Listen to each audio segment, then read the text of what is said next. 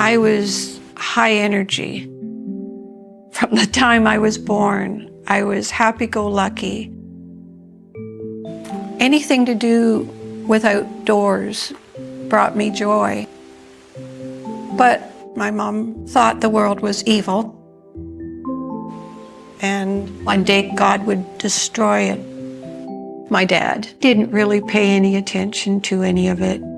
He worked all the time. He drove a bus and taxi cab. It's the late 60s in Owen Sound, Ontario. Carol Dennis's mom takes her to a new church founded by a charismatic Mormon minister. Stan King told everyone that God had spoken to him and that this was his destiny, that he was to be the prophet. And my mother got all interested in it and joined Stan's church, the Church of Jesus Christ Restored.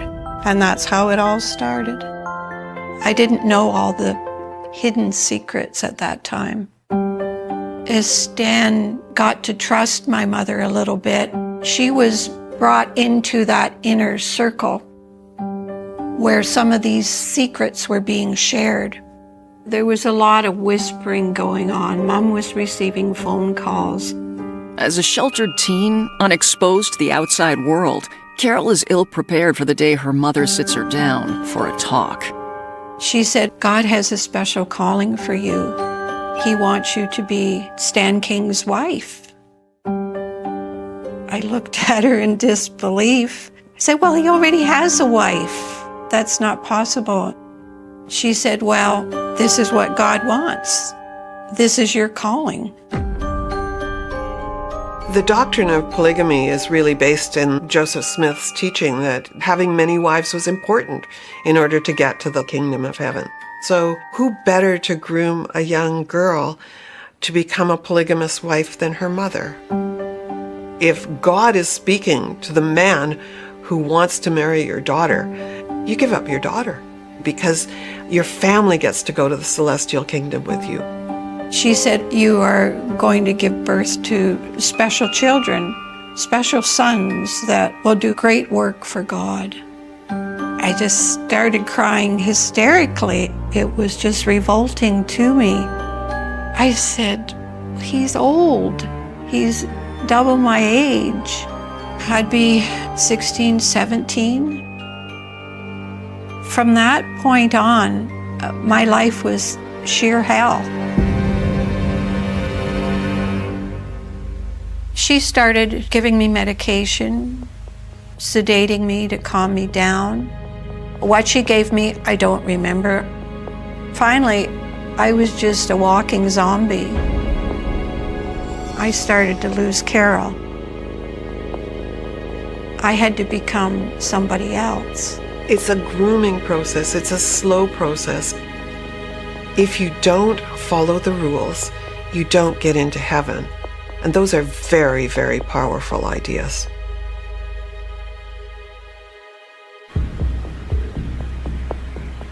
Finally, there was a little trial run. There was a member that lived in Owen Sound, and I was to go to this lady's house. And when I got there, everybody left, except Stan. We joked and chit-chatted, and the next I knew, he was on top of me, and I was horrified, and I jumped up and started screaming. So he phoned my mother, and she came and got me. A few days later, Mom received another call from the same lady. Bring Carol, Stan's not here. And when I got there, she started yelling at me. How dare you? Don't you reject him like that. So Mom took me home after that episode, and things proceeded from there. My mother continued to manipulate me and work with me until eventually I gave up.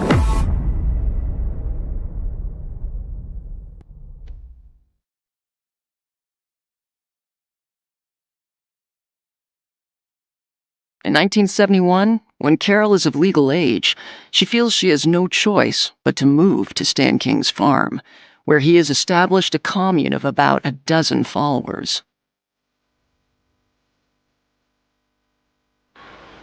Owen Sound's about 2.5 hours north of Toronto. So when most people think of cults, they might think of jungles in South America. They might think of very remote places in the middle of the desert. Not the case. Cults take place, as we've learned, anywhere, and they can take place close to population bases, and that's certainly what happened in this case. And it was a surprise and a shock to a lot of people. Stan's legal wife, Erna, lives at the farm, although she spends most nights away, working as a nurse. Also part of Carol's new family are Stan and Erna's sons, Judd, Joe, and Fred, one of whom will be Stan's future heir. They were around my age. I did like them. I knew them from the young people's group at the church. But Fred, he was the youngest son. He didn't really like everybody being there. His normal life changed when Stan took on wives. It upset his world. And there was a resentment. Carol has been saving herself for marriage. I dreamed of the day that I would find the right fella and fall in love. But now, she will be Stan's fourth wife. A legal wife, you have the paperwork to go with it. A church wife, there's no paperwork involved. It's the sex act that makes you a spiritual wife. I was expected to sleep with the prophet, but I just could not do it. I would go to bed with my clothes on, and that went on for the longest time. And in the meanwhile, they were teaching me things around the farm. We had a lot of company coming and going all the time. So there were a lot of people to feed and a lot of dishes to do and a lot of cleaning to do. I didn't drive, but I was allowed to go for walks. I could go and sit by the river and just enjoy the peace. Those are the things that kept me going. But I was always frightened, especially at bedtime. One of the paradoxes in these polygamous groups is that they don't teach them anything about sex. Most of them don't know. It's all very hush-hush. Finally, the day comes when the prophet grows tired of Carol's resistance. I was ordered into the bed, and he was having sex with me, and that's all there was to it. I didn't want to go. I was terrified. This sexual assault is just the beginning of Carol's unrelenting nightmare. Pedophiles will charm the parents and then they give up their children. Stan King followed the playbook. He brought in a wife. She was 14 at the time. They are expected to do what the prophet wants them to do. It was horrible, absolutely horrible.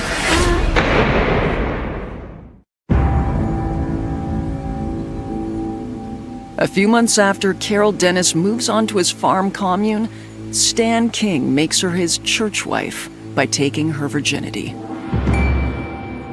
I guess you could call it rape. And from that time on, I was his wife and expected to perform like a wife. There was a lot of psychological control. You had to make the prophet happy. Eventually, he brought in a wife, a young girl, and she stayed with us. And he would have sex with her, with me in the bed. Her name was Lolly. She became Stan's wife when she was 10 years old. So she was quite comfortable with that life.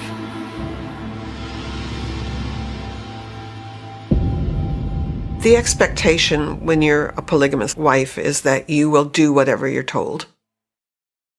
If your husband says to you, you must come to my bed tonight, and he asks 2 other wives or 3 other wives, they all must show up. And when they show up, they are expected to do what the prophet wants them to do. You just learn to be obedient. If you didn't please the prophet or showed any kind of resistance, nobody in the house would talk to you. That was a very lonely world. Everything in polygamy comes down to arithmetic. If one man has 5 wives, it means 4 men have none. It's not good for anybody unless you're the leader. Eventually there would be group sex, and certainly that was even worse than one wife in bed with you. It was horrifying, but it made him happy, and that was life.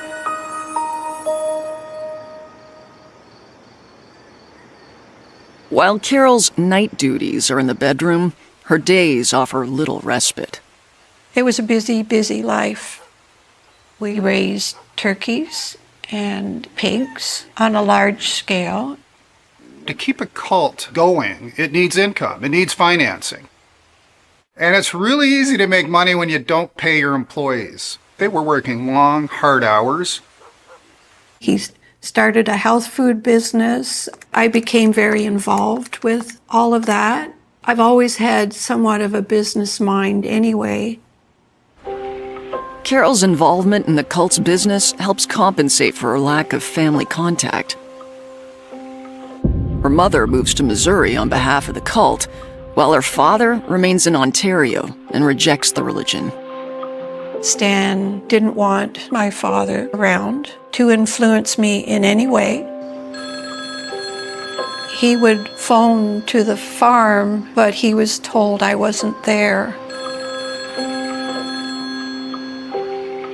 In 1976, Carol finally makes good on her most important job. When I was about 23, I had a large cyst on my ovary, which was removed. 3 months after surgery, I was pregnant.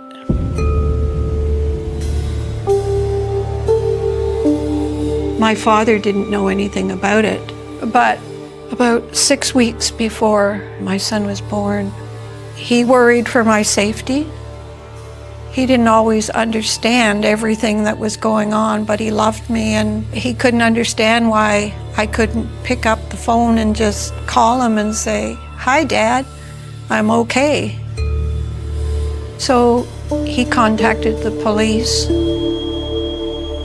This presents the opportunity that Carol had been hoping for: police intervention. I wanted to leave. I wanted to be saved. But when police arrive at the farm, Stan orders Carol to hide. Stan went outside, and we could hear everything. They were just chit-chatting, and Stan reassured them that I was fine. He suggested that perhaps my father had mental issues. After all, Carol's an adult, 24 years old, so everything was dropped, and police were pleasant, and they drove away.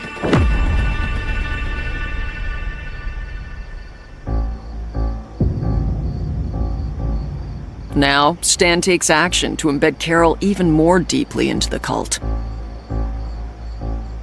After that episode, they made me marry his eldest son, Joe King, to protect my unborn child. Stan, being the father, they didn't want that revealed, that he had a polygamous wife, let alone many polygamous wives. So the marriage to Joe was a sham marriage, on paper only. He never touched me.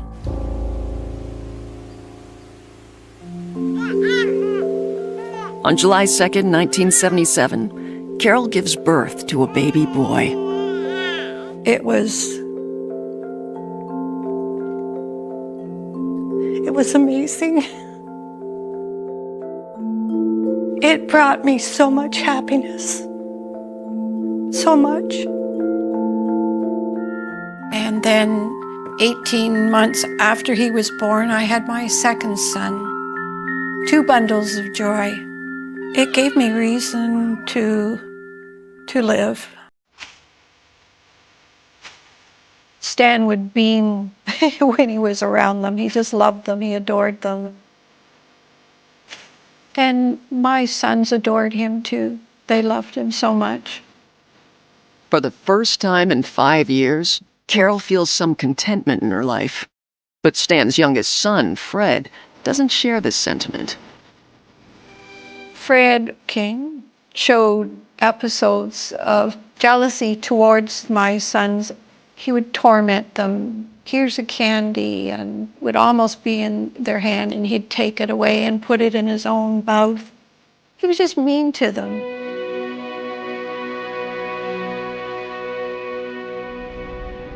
By 1982, Stan's cult has grown to include 80 congregants in the surrounding area. There was a lot happening. Stan eventually bought a printing company, which still exists to this day and is very successful. Stan also buys a former ski lodge just outside Owen Sound to accommodate his growing flock. There was a lot of heavy-duty renovation, and everybody was working at it to help. We had church branch in India. We supported an orphanage there. By 1986, Stan has 7 wives and 10 children. He has fulfilled his dream, and Carol has come to terms with her role when tragedy strikes.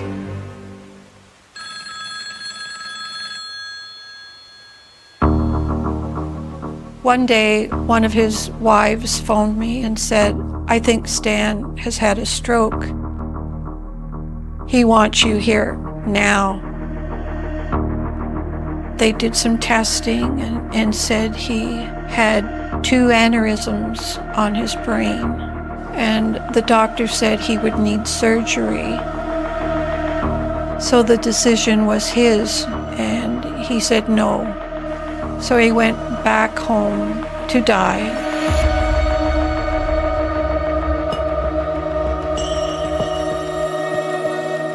And the last day came.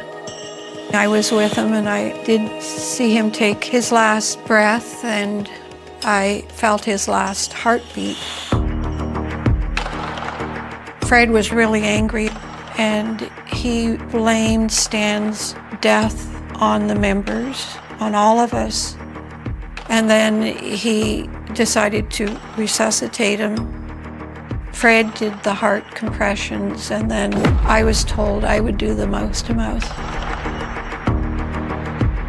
He would swear at me, "Keep going, bitch, keep going." Stan is unresponsive, but Fred will not be deterred. She has to try and wash the body and try and keep the body clean, even as it's decomposing. It is the worst smell I have ever smelled. I still have a nightmare about it. Carol will soon learn that Fred's wrath has only just begun. Hours after the death, Fred King remains convinced that his father will rise from the dead and insists that Carol continue to care for him. It was unbelievable. I knew he was gone, and I did not believe he was coming back. But I had to bathe the body every day, and I would have to tie a scarf around my mouth so I didn't breathe it in, because it would make you feel so nauseated. But also his body was going puffy and distorted. It was horrible, absolutely horrible. After almost a week, a priesthood member said, "Look, this body needs to be buried," and Fred agreed. So the ambulance, the coroner were all called. The police were there.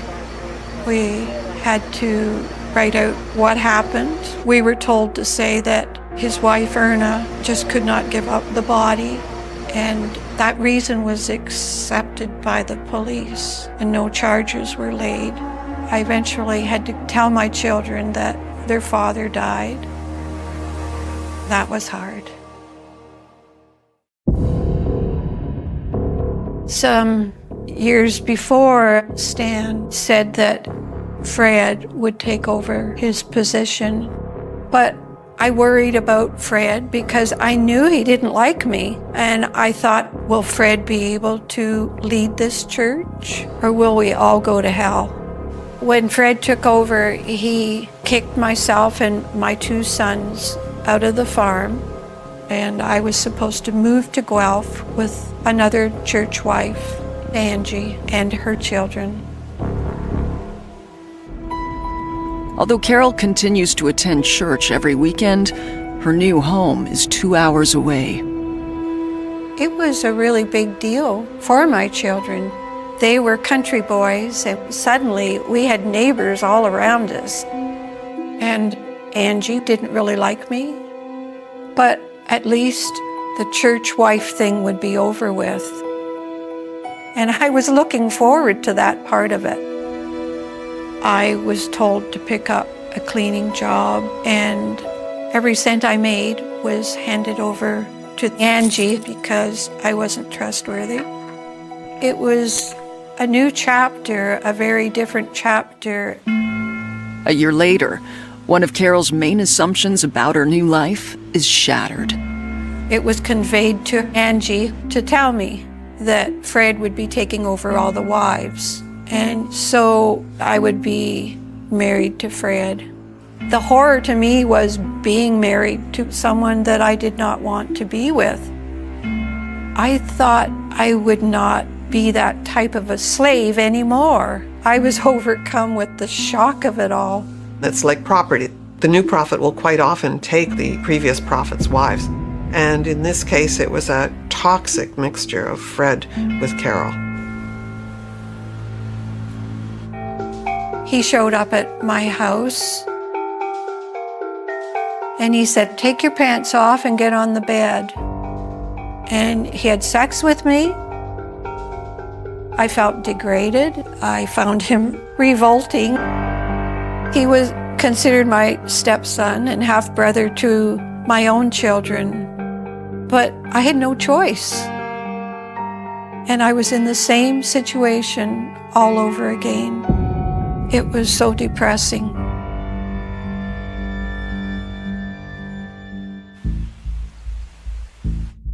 Fred just didn't preach. He started pointing out how sinful everyone was. In the church, there was an 80-year-old lady. We called her Nana. One night, during a night service, she dozed off. Fred rose his voice and proceeded to chastise her. She was forced to stand up and pull her pants down to her ankles for the rest of the night. When chastisement started, you would just see every head in the room just immediately. If anyone ever intervened, they would be dead meat. Various people were physically assaulted.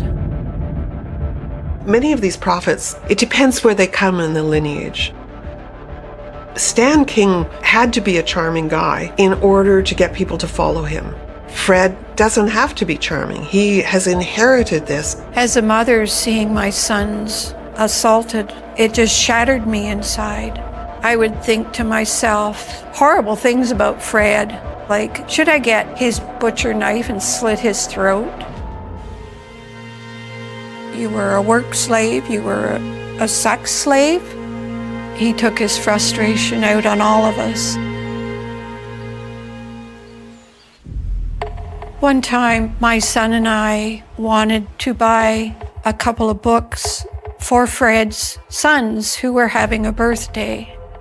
But we didn't have the money, so we knew if you went picking raspberries, you could get paid. So we did this, and within a few days, Angie went to Fred and tattled on us.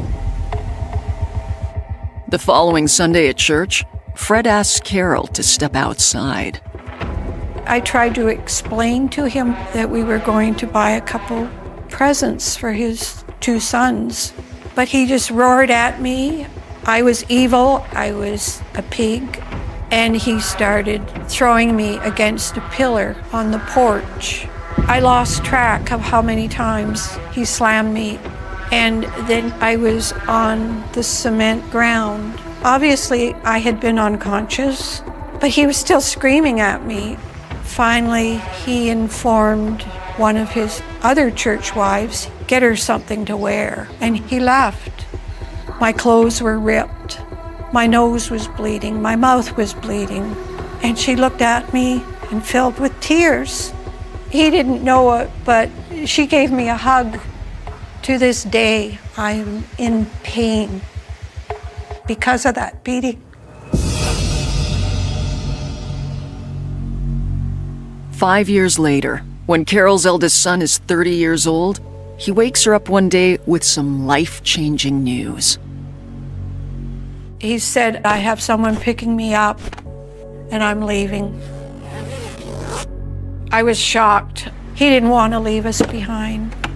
But his chastisements were getting so severe. He said, I know you two are not ready to leave yet, but I just can't do it. I can't take anymore. So I stayed for my youngest son, but I couldn't quit crying. I was falling apart. I was in so much trouble because my eldest son left that my life was just even worse, if you can imagine that. I was chastised because I was an unfit mother. A year later, the pain becomes unbearable. And I thought then, look around at all the people you love because you'll never see them again. Monday morning, when I get home and everybody's gone to work, I will sneak out and phone my oldest son. I made all the arrangements to leave, and a time was set. When my youngest son came home, he said to me, I'm too afraid I will go to hell. I said, he's going to kill me, but he didn't want me to leave. He blocked the door. Carol King has finally mustered the courage to escape Fred King's tyranny, but she's faced with an impossible dilemma. Her 29-year-old son refuses to leave. Finally, my youngest son moved away from the door and let me leave. I said, I love you, and grabbed my belongings. Everything I had in the world was in 2 garbage bags. My oldest son arrived with a vehicle, and I was out of there. Leaving my youngest son behind was torture to me, but he knew if he wanted to leave, he could reach out to me. Maybe someday he would. Carol has been with the cult for 37 years. It's all she's ever known. Eventually, my oldest son and I landed back in Owen Sound, and we started a new life. I landed a job cleaning offices. Things were difficult. I didn't always have enough food. I had to walk everywhere. I worked all day and most evenings. Carol was lucky. She was lucky that her son chose to leave and was the catalyst to her leaving. She was lucky that she was resilient, and she was extraordinarily lucky that one of the people she met while she was cleaning was John. When I met Carol, I was a city councillor in Owen Sound. I was also doing some contract work at Bayshore Broadcasting. This lady named Carol started to appear at the radio station. He introduced himself, and a friendship blossomed. He could make me laugh, and it really felt good to laugh because I had lost my sense of humor over the years. Eventually, he did ask me out to dinner, and I said yes, which shocked me.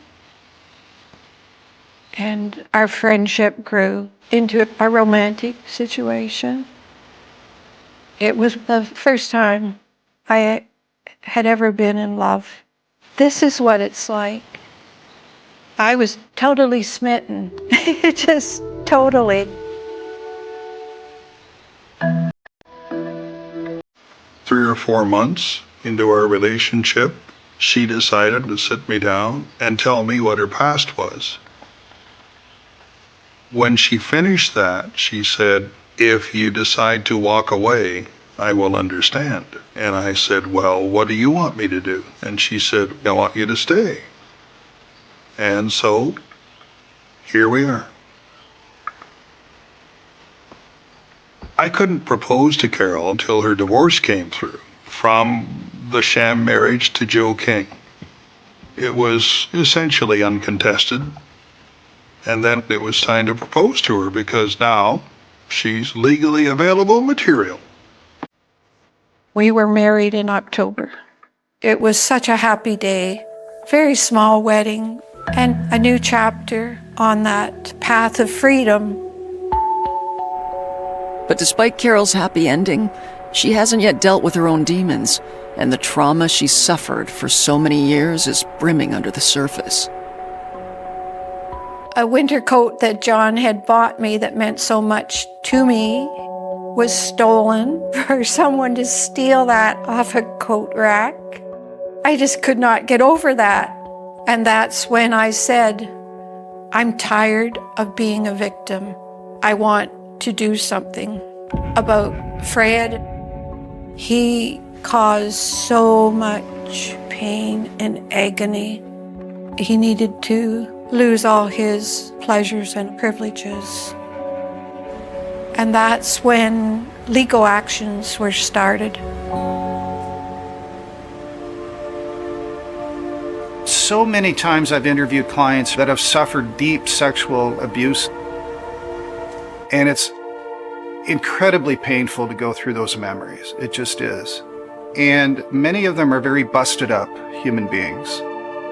But Carol, from somewhere, was just like a rock of Gibraltar. And I remember just being gobsmacked by what I was being told. And I just let Carol talk and talk and talk. We knew that the criminal justice system in this country, the sentences for even some of the worst sexual abuse, just often are not very meaningful. Let's be blunt. If you want to get to somebody like Fred, you get his pocketbook. We filed a civil suit, which spelled out a number of abuses, including physical, sexual, financial, and psychological. And there was a price put on each of those things.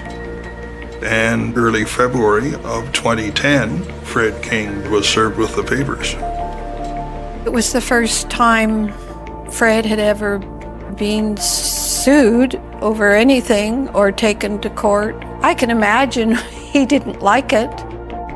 When I first met Fred, it just felt like I was in the presence of evil. His eyes were dead, and it occurred to me that this was one of the first times in his life that somebody was not really that intimidated by him.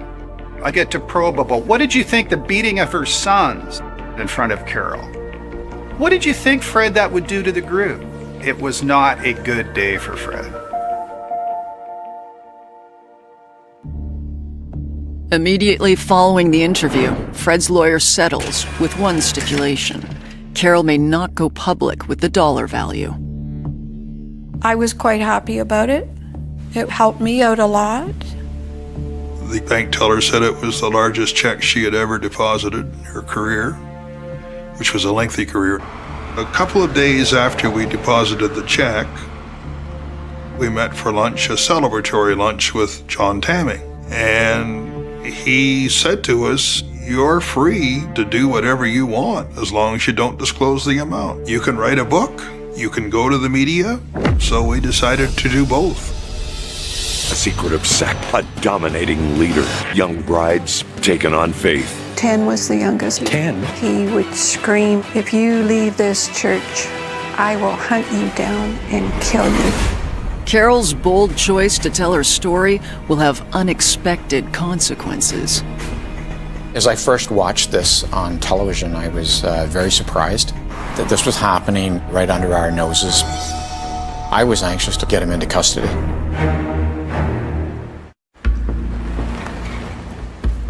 Gray County Police are launching an investigation into Fred King's polygamous cult. First step was to go and meet Carol Christie. The whole story is so bizarre that it is somewhat unbelievable, but they believed me. We're trying to put together enough evidence to have a formal interview with Fred King and his legal wife, Linda King.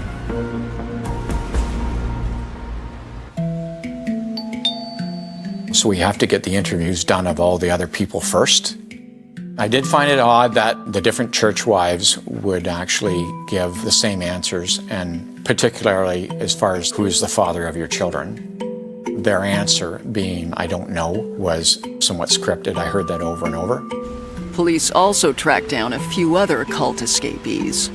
They told us a number of cases where they were physically beaten, assaulted, kicked, or the allegation of Fred grooming a very young girl, 11 to 13 years of age.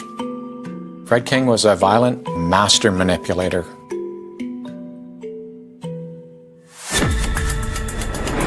When Fred got wind of it all, he disappeared. Police are still looking for 55-year-old Frederick King. He has been charged with assault, sexual exploitation, assault causing bodily harm, uttering death threats, and assault with a weapon. Weeks pass, and finally, there is a break in the investigation. A license plate associated to Mr. King had been run by an officer in front of a motel. And he advised me that a woman had booked in by the name of Linda King. Detective Ridgway sets up surveillance outside the motel. Hours later, he observes Linda King heading towards the parking lot where she gets inside a van. And sure enough, Mr. King emerged from the motel room and went straight into the passenger side of the van. I got out of the police unit, opened the passenger side of the van, and I advised Mr. King that he was under arrest for assault.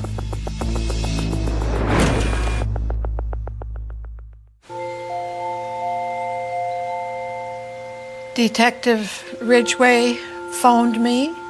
He said, "Hi, Carol. We got him." "You did?" I felt elated. This was a 16-month investigation, and now we've come to this.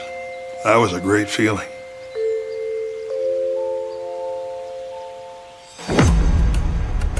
There was a plea bargain. The Crown attorney felt if we accepted it, Fred would get some jail time. Our witnesses were escapees. They had their fears. We were afraid we were going to lose them. The advice was that we should accept the plea bargain. So we did. Prosecutors decide to drop the sexual offense charges. Fred King pleads to 9 counts of assault, and on September 14th, 2016, he is sentenced to 18 months in prison. When I heard Fred was actually going to jail, I rejoiced. I was happy, but not totally satisfied. He received 18 months, but he only had to serve 12 months in jail and go on his merry way. I think Fred is still running his cult because, remember, this is God's will. Neither Fred nor Stan was ever charged with polygamy. There's only been 2 cases in Canada in the last 100 years where polygamy has been charged and people have been convicted. Was justice done in a criminal court sense? I don't know.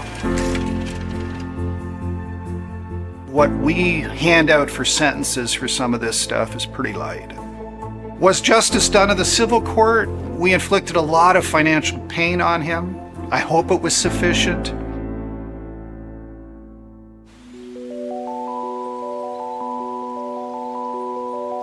I've been able to help other escapees as well. We were able to help 5 others, Sue, and Fred was hit pretty hard. Still, I'm hoping the bringing attention to polygamy will help the whole situation.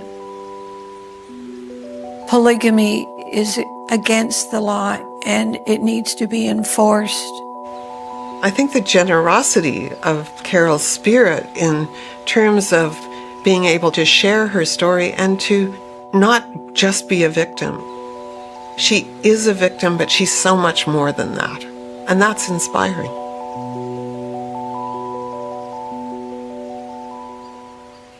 The night the city refused to breathe was a night that began like every other in Paris, wrapped in that familiar haze of street lamps and drifting voices, the kind of night where the rain doesn't fall but hangs in the air like a warning no one knows how to read. It was October 1994 when a cold case was born in a narrow street behind the Canal Saint-Martin, a place where the cobblestones still held the warmth of the day while something far darker crept between them. No one saw the moment everything changed. They only felt the aftermath, a shadow that stretched longer than the years that followed, a mystery that would root itself so deep into the city that even time seemed afraid to disturb it. It started with a scream people convinced themselves they didn't hear. A single sharp sound slicing the quiet, swallowed almost instantly by the hum of distant traffic. Paris has always been good at hiding what it doesn't want to confront. The streetlights flickered once, as if reacting to something they alone witnessed, and by the time a dog barked from an open window on the 3rd floor, the moment had already passed. In that fragile sliver of darkness, someone disappeared. Someone who never came home. Someone whose absence echoed louder than any scream could have. Her name was Léa Dorvier, 22 years old, a student at the École des Chartes, the kind with notebooks full of old maps, ruined buildings, forgotten stories, as if she had been preparing her whole life to detect the one trail no one else could see. But that night, her own trail fell silent. She told a friend she was stopping by a riverside cafe before heading back to her apartment. She never arrived. And 2 days later, police found her scarf snagged on a rusted railing along the canal, fluttering in the early morning breeze like a white flag raised by someone who had already lost.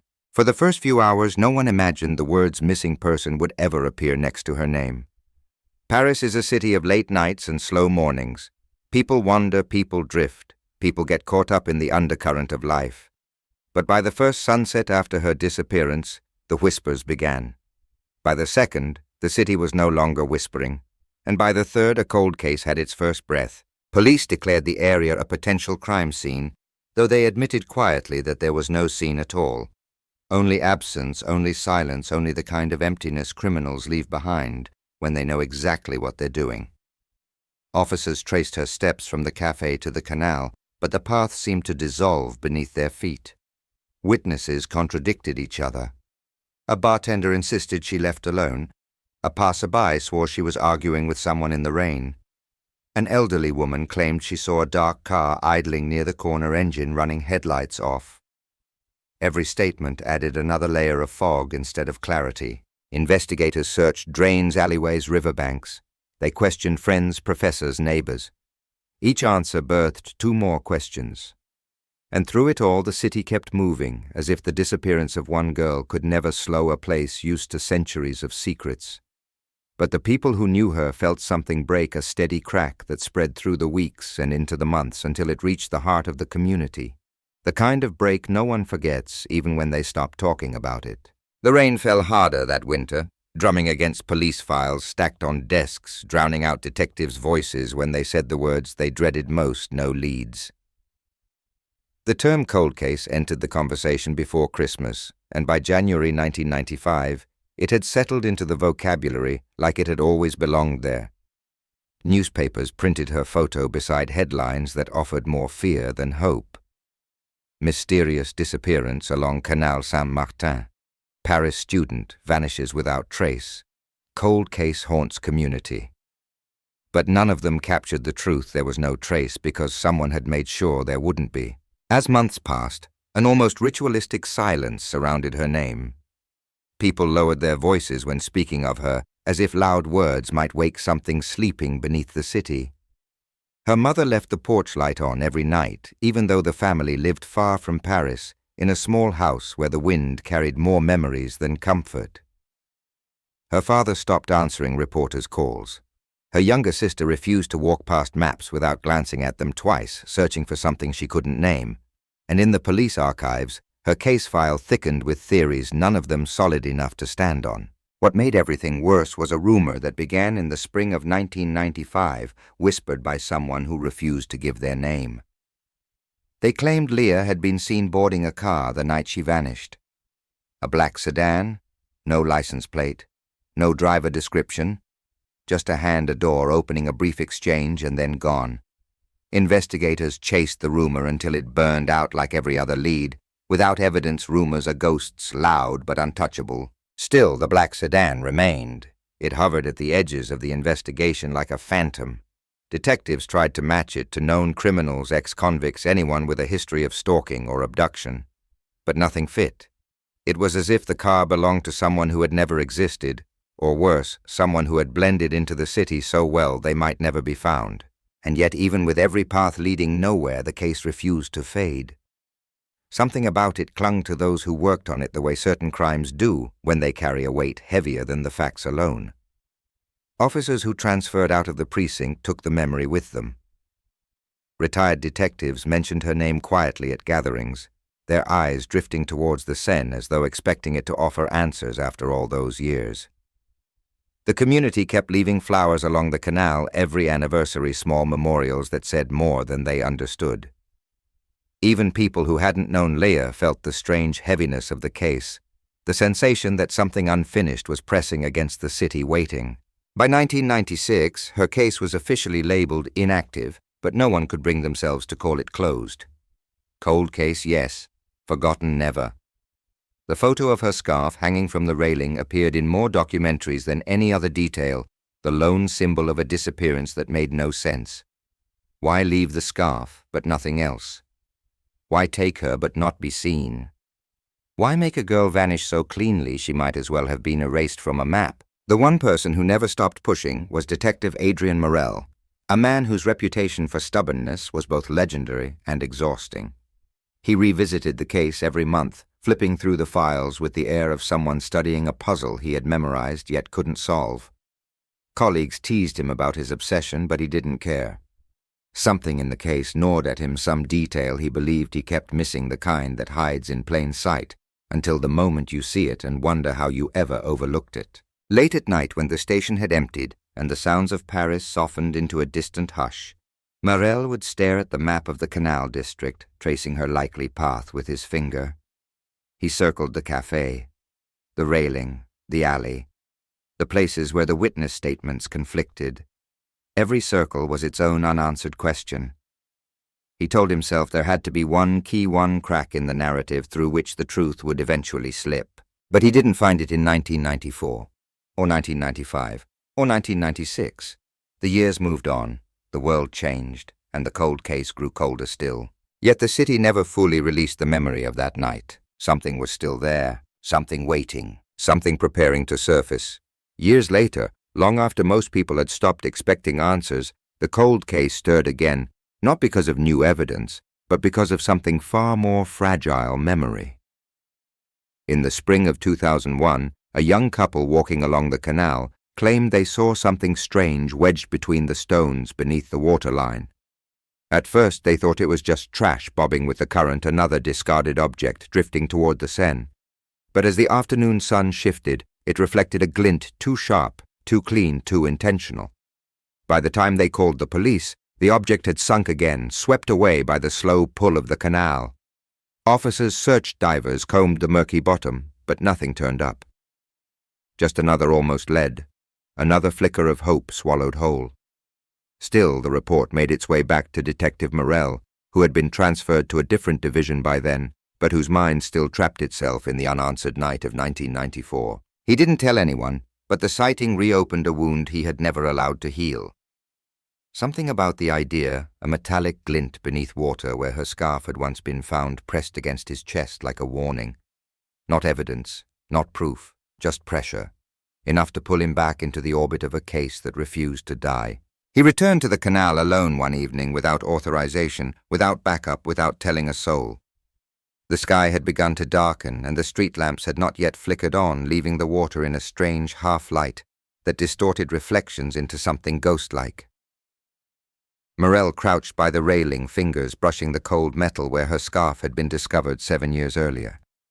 He closed his eyes, imagining her last steps, the sound of her shoes on damp stone, the way the air might have smelled that night. He waited for something intuition clarity, an imaginary echo of the past, but nothing came. Just the steady lap of water against the canal wall and the growing certainty that whatever had happened here had been executed with a precision so deliberate it bordered on impossible. For a moment he allowed himself to whisper the question he had avoided all these years, why her the city didn't answer. When he opened his eyes again, a shadow moved across the water, a passing barge, and the spell broke. He stood up, brushing dirt from his coat, reminding himself that obsessions could destroy a man faster than failure ever could. Still, as he walked away, he couldn't shake the feeling that the canal was watching him leave the way a witness might look at someone who asked the right question too late. The next few years carried on like a long breath held underwater. The case remained untouched, sleeping. Officers retired. New detectives took their place files, reshuffled storage rooms reorganized. Leah's name slipped deeper into the archives until it became just another label on a cardboard box, waiting for a pair of curious hands that might never come. But cold cases have a way of circling back when the world least expects it. And in 2004, something finally cracked. It began with a burglary. A man attempted to break into an abandoned warehouse in Montreuil, a place left to rust for more than a decade. Local police responded quickly, chasing the suspect through narrow alleys until he slipped into a dead end. Desperate, he tossed a small metal case into a trash bin before surrendering. Officers retrieved the case expecting stolen goods or burglary tools. Instead, they found something else, something that made one rookie officer go pale as paper. Inside the case was a collection of old items, a broken watch, 2 faded photographs, a torn piece of fabric carefully folded, and a metro ticket dated October 14, 1994, the night of Leah Dorvier's disappearance. The rookie recognized the date immediately. He had grown up hearing the whispers of the cold case the way children whisper about ghosts, because adults whisper about them first. The fabric, too, seemed familiar. He wasn't certain until the forensic light revealed faint traces of blood along its edge. The warehouse burglary instantly turned into something far bigger. The items were transferred to the central station, where analysts began the slow process of cataloging, cleaning, and preserving them. The torn fabric was quickly matched to the scarf found years earlier, a clean match, no doubt. The metro ticket confirmed its age, but the photographs were the most chilling one, showed a blurred shot of the canal at night. The other captured a woman who looked strikingly similar to Leah, her profile half-lit, her expression unreadable. The image was too grainy for certainty, but close enough to ignite alarms. The thief claimed ignorance. He said he found the case hidden behind a pile of wooden crates, had no idea what was inside. Police didn't believe him, but they also couldn't disprove his claim. Forensics found no fingerprints on the items except for his. Whoever had handled them before had wiped them clean. Deliberate, methodical, careful. When the evidence landed on the desk of a senior official, protocol dictated that all cold cases connected to the recovered items must be reevaluated. And like a name rising from deep water, Leah's file resurfaced. Detective Morel received the call the next morning. He had been working organized crime by then, drowning in paperwork and political pressure. But the moment he heard her name, everything else dissolved. The officer on the line didn't even finish the sentence before Morel said he was coming in. Within an hour, he sat in a dimly lit room staring at the metal case, his breath steady, his heartbeat anything but. He recognized the photograph instantly. Not because he had seen it before, he hadn't, but because the angle, the location, the faint outline of the canal railing matched every diagram he had memorized over years of staring at maps. The torn fabric was even worse. It felt like a message someone had waited a decade to send. But the biggest shock came from a detail small enough to miss the broken watch. The back plate had initials etched into it, LD. Someone had attempted to scratch them out, scraping the metal until the letters wavered like shadows, but they were still visible. Morel felt something shift inside him, a cold, precise gear locking into place. The case was no longer just reopening. It was calling him back. Over the next weeks, investigators unearthed more from the warehouse. Hidden compartments, sealed crates, old toolboxes rusted shut. Most contained nothing relevant. But inside one crate, they found a stack of old newspapers from the early 90s, each folded to crime sections, each marked with small pencil lines next to articles about missing women. None were linked to confirmed homicides, but the pattern was undeniable. Someone had been collecting stories, someone who followed disappearances the way others follow sports scores. The media caught wind of the discovery, and headlines erupted overnight. Cold case reborn, new clues in Paris disappearance. 1994, mystery resurfaces with shocking evidence. People who had forgotten Leah's name spoke it again the way cities do when old fear returns. Candle vigils reappeared by the canal. Investigative shows reached out to the family. Old witnesses resurfaced, drawn by the sudden revival of a story they thought had ended long ago. But for every person trying to help another, rumor bloomed. Some insisted the suspect had been in plain sight all along. Others blamed police incompetence. A few whispered that the warehouse burglary was no coincidence, that the thief had been sent to retrieve the case, that he had botched the job, that someone was now watching the investigation from afar, making sure the truth stayed just out of reach. Through it all, Morel stayed quiet. To him, the real question wasn't who had kept the items. It was why they had surfaced now, why a decade of silence had broken on an ordinary night in an abandoned warehouse, why someone somewhere seemed to be nudging the case awake. Because clues this clean, this curated, this carefully preserved, they weren't accidents. They were breadcrumbs.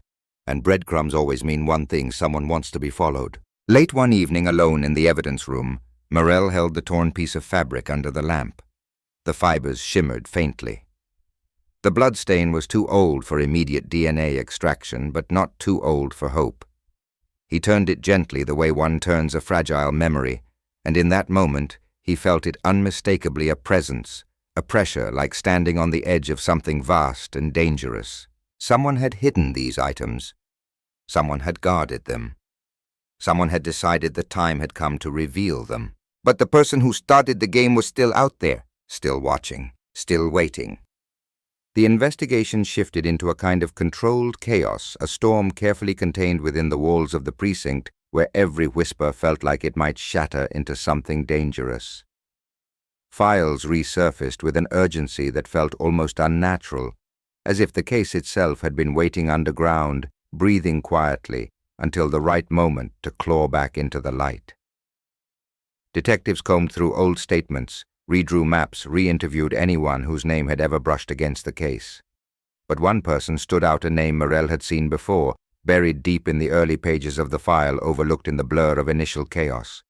A man who lived near the canal in 1994.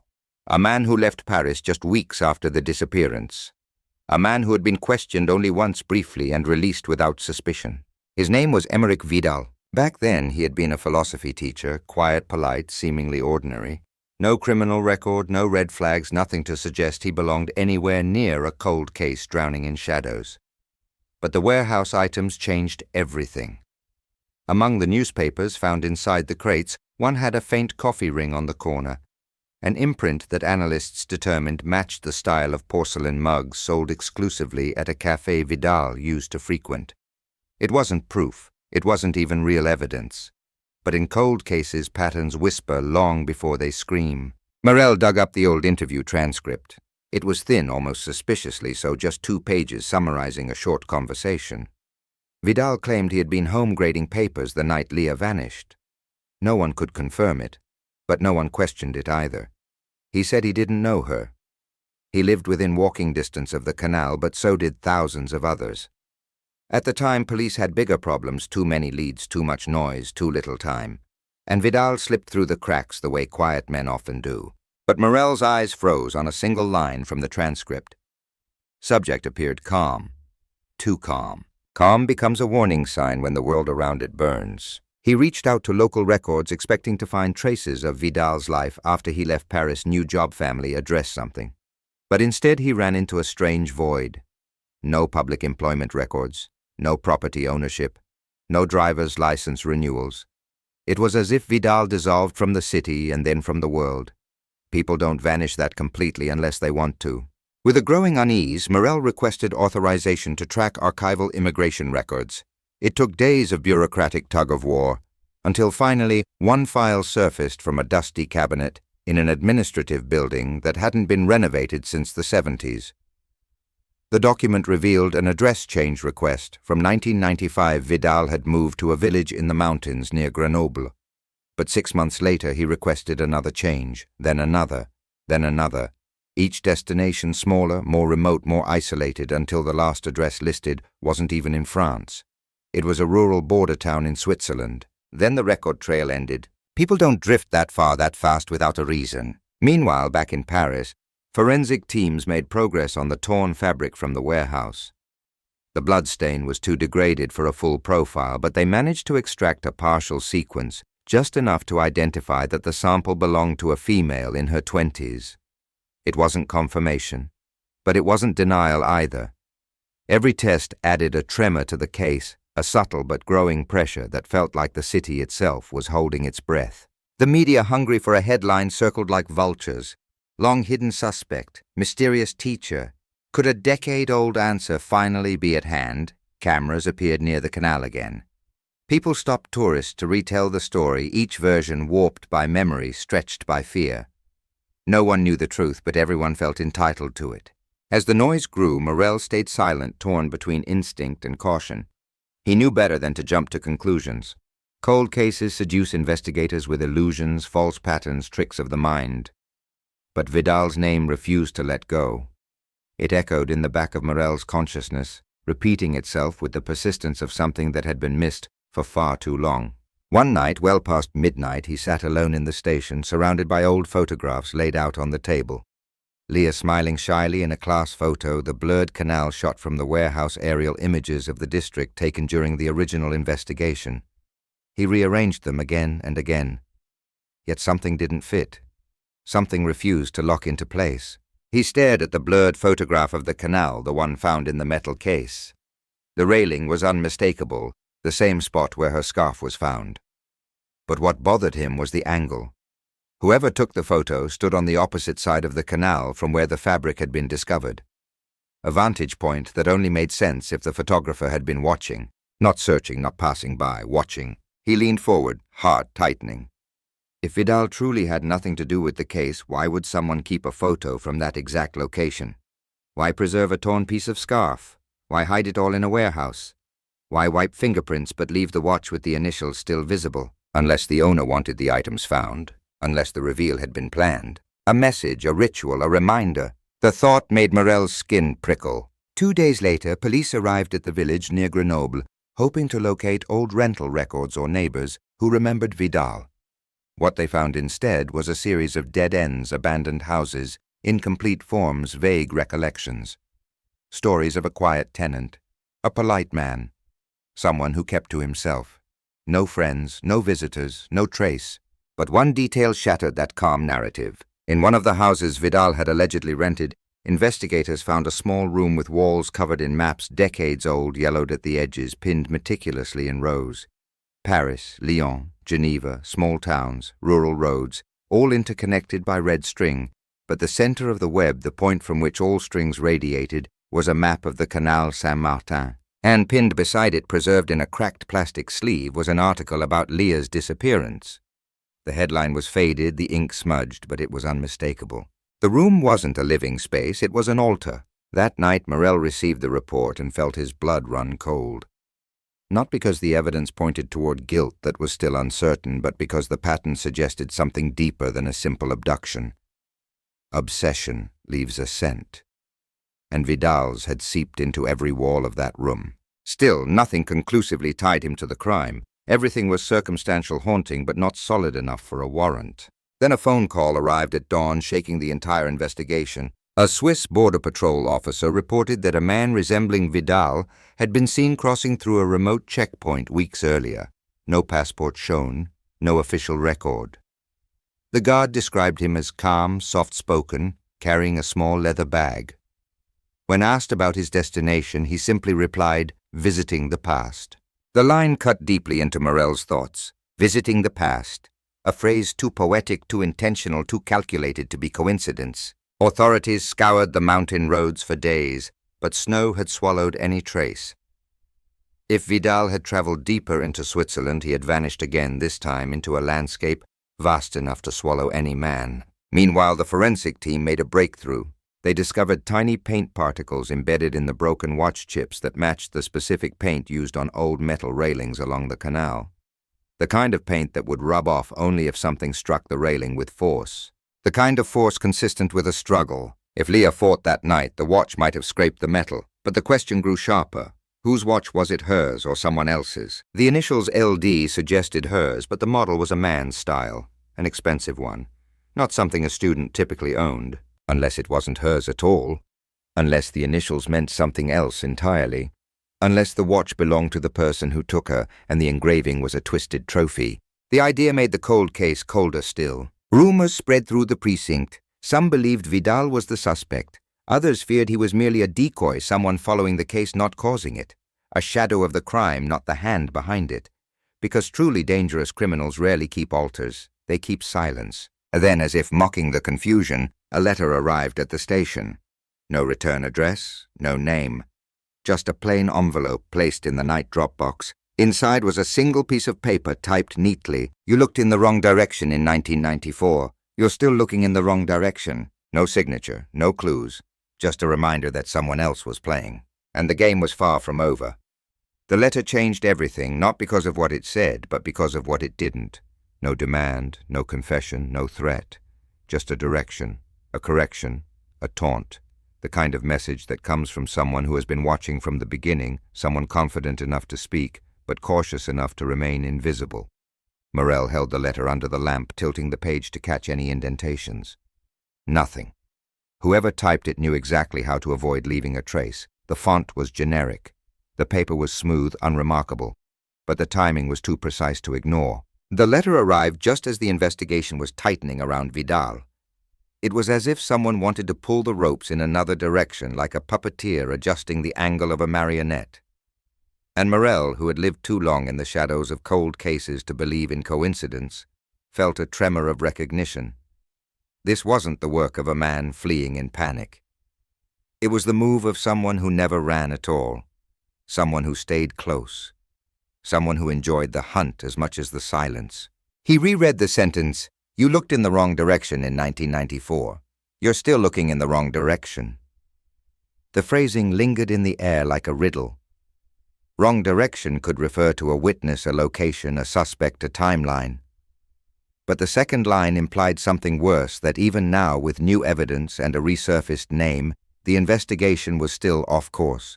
It wasn't a warning, it was ridicule. The precinct buzzed with theories. Some detectives insisted the letter was the work of a crank, someone fascinated by the case but uninvolved. Others argued it came from the actual perpetrator, emboldened by the renewed media attention. But Morel saw something far more dangerous in its cold precision. Whoever wrote it wasn't bluffing. They were guiding, and guidance from an invisible hand usually leads straight into a trap. He placed the letter beside the torn fabric and the photograph of the canal, forming an unholy triangle of clues that only made sense in the twisted mind of the person who created them. The paper, the fabric, the photo, all fragments of a story written by someone who preferred their audience confused, a storyteller hiding inside his own narrative. Morel scanned the typed lines again, then turned toward the board where Leah's last known route was marked. He stared at it long enough that the lines seemed to pulse. Wrong direction. The words scraped at him. The case had always focused on her path toward the canal. But what if the missing piece wasn't where she went, but where someone else waited? He took a step back, then another. Then the realization struck him like a sudden breath in cold air. Investigators in 1994 traced her route forward from the cafe toward home. They never traced it backward.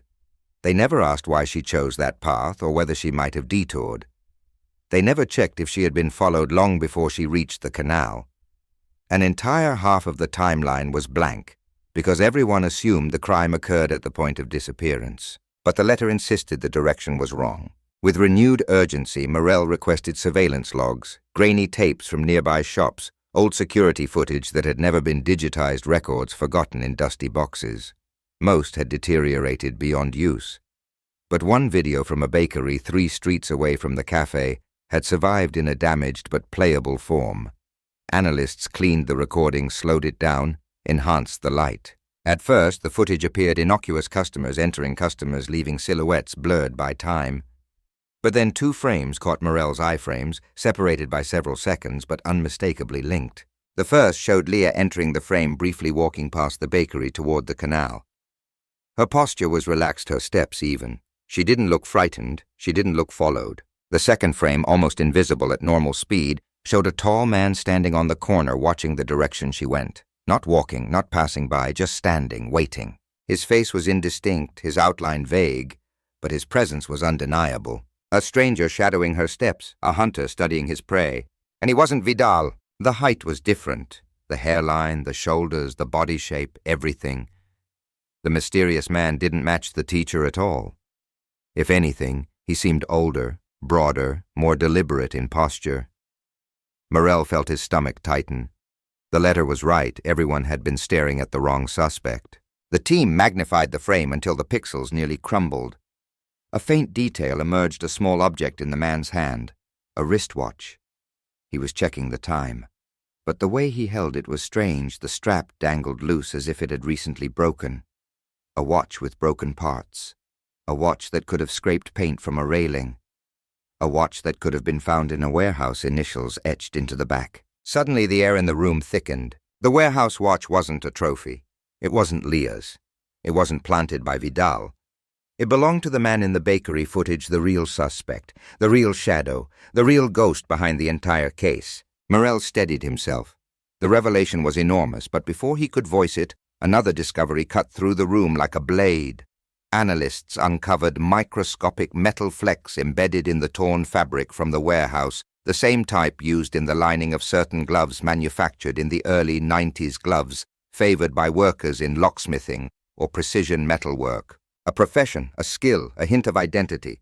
But before the clues could settle into clarity, the investigation took a violent turn. A call came from the Swiss border station. The guard who claimed to have seen Vidal had gone missing.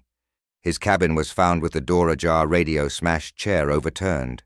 Snow showed footprints leading away from the station. 2 sets, one deeper, one lighter, but the trail vanished into the wind. Someone silenced him.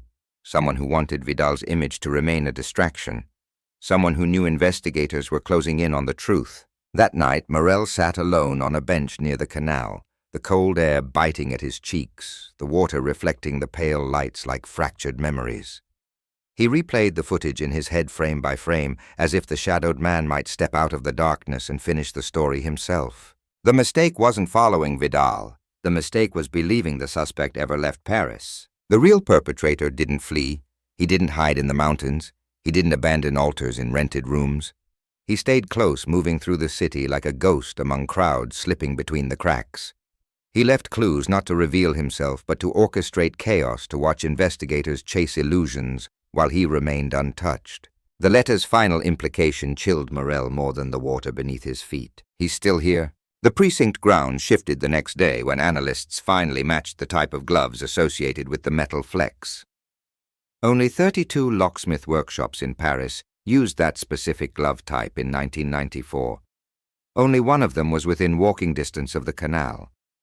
And only one locksmith employed a man whose employment record abruptly ended 2 weeks after Leah disappeared. Henri Loussac, age 48 in 1994, unmarried, no criminal history, known for working late, known for precision work, known for silence. His personnel file included a faded photograph, the shape of the shoulders, the angle of the hairline, the posture. Morell felt the room tilt. It was him, the shadow from the bakery footage, the figure who watched Leah walk toward the canal, the man holding the broken watch.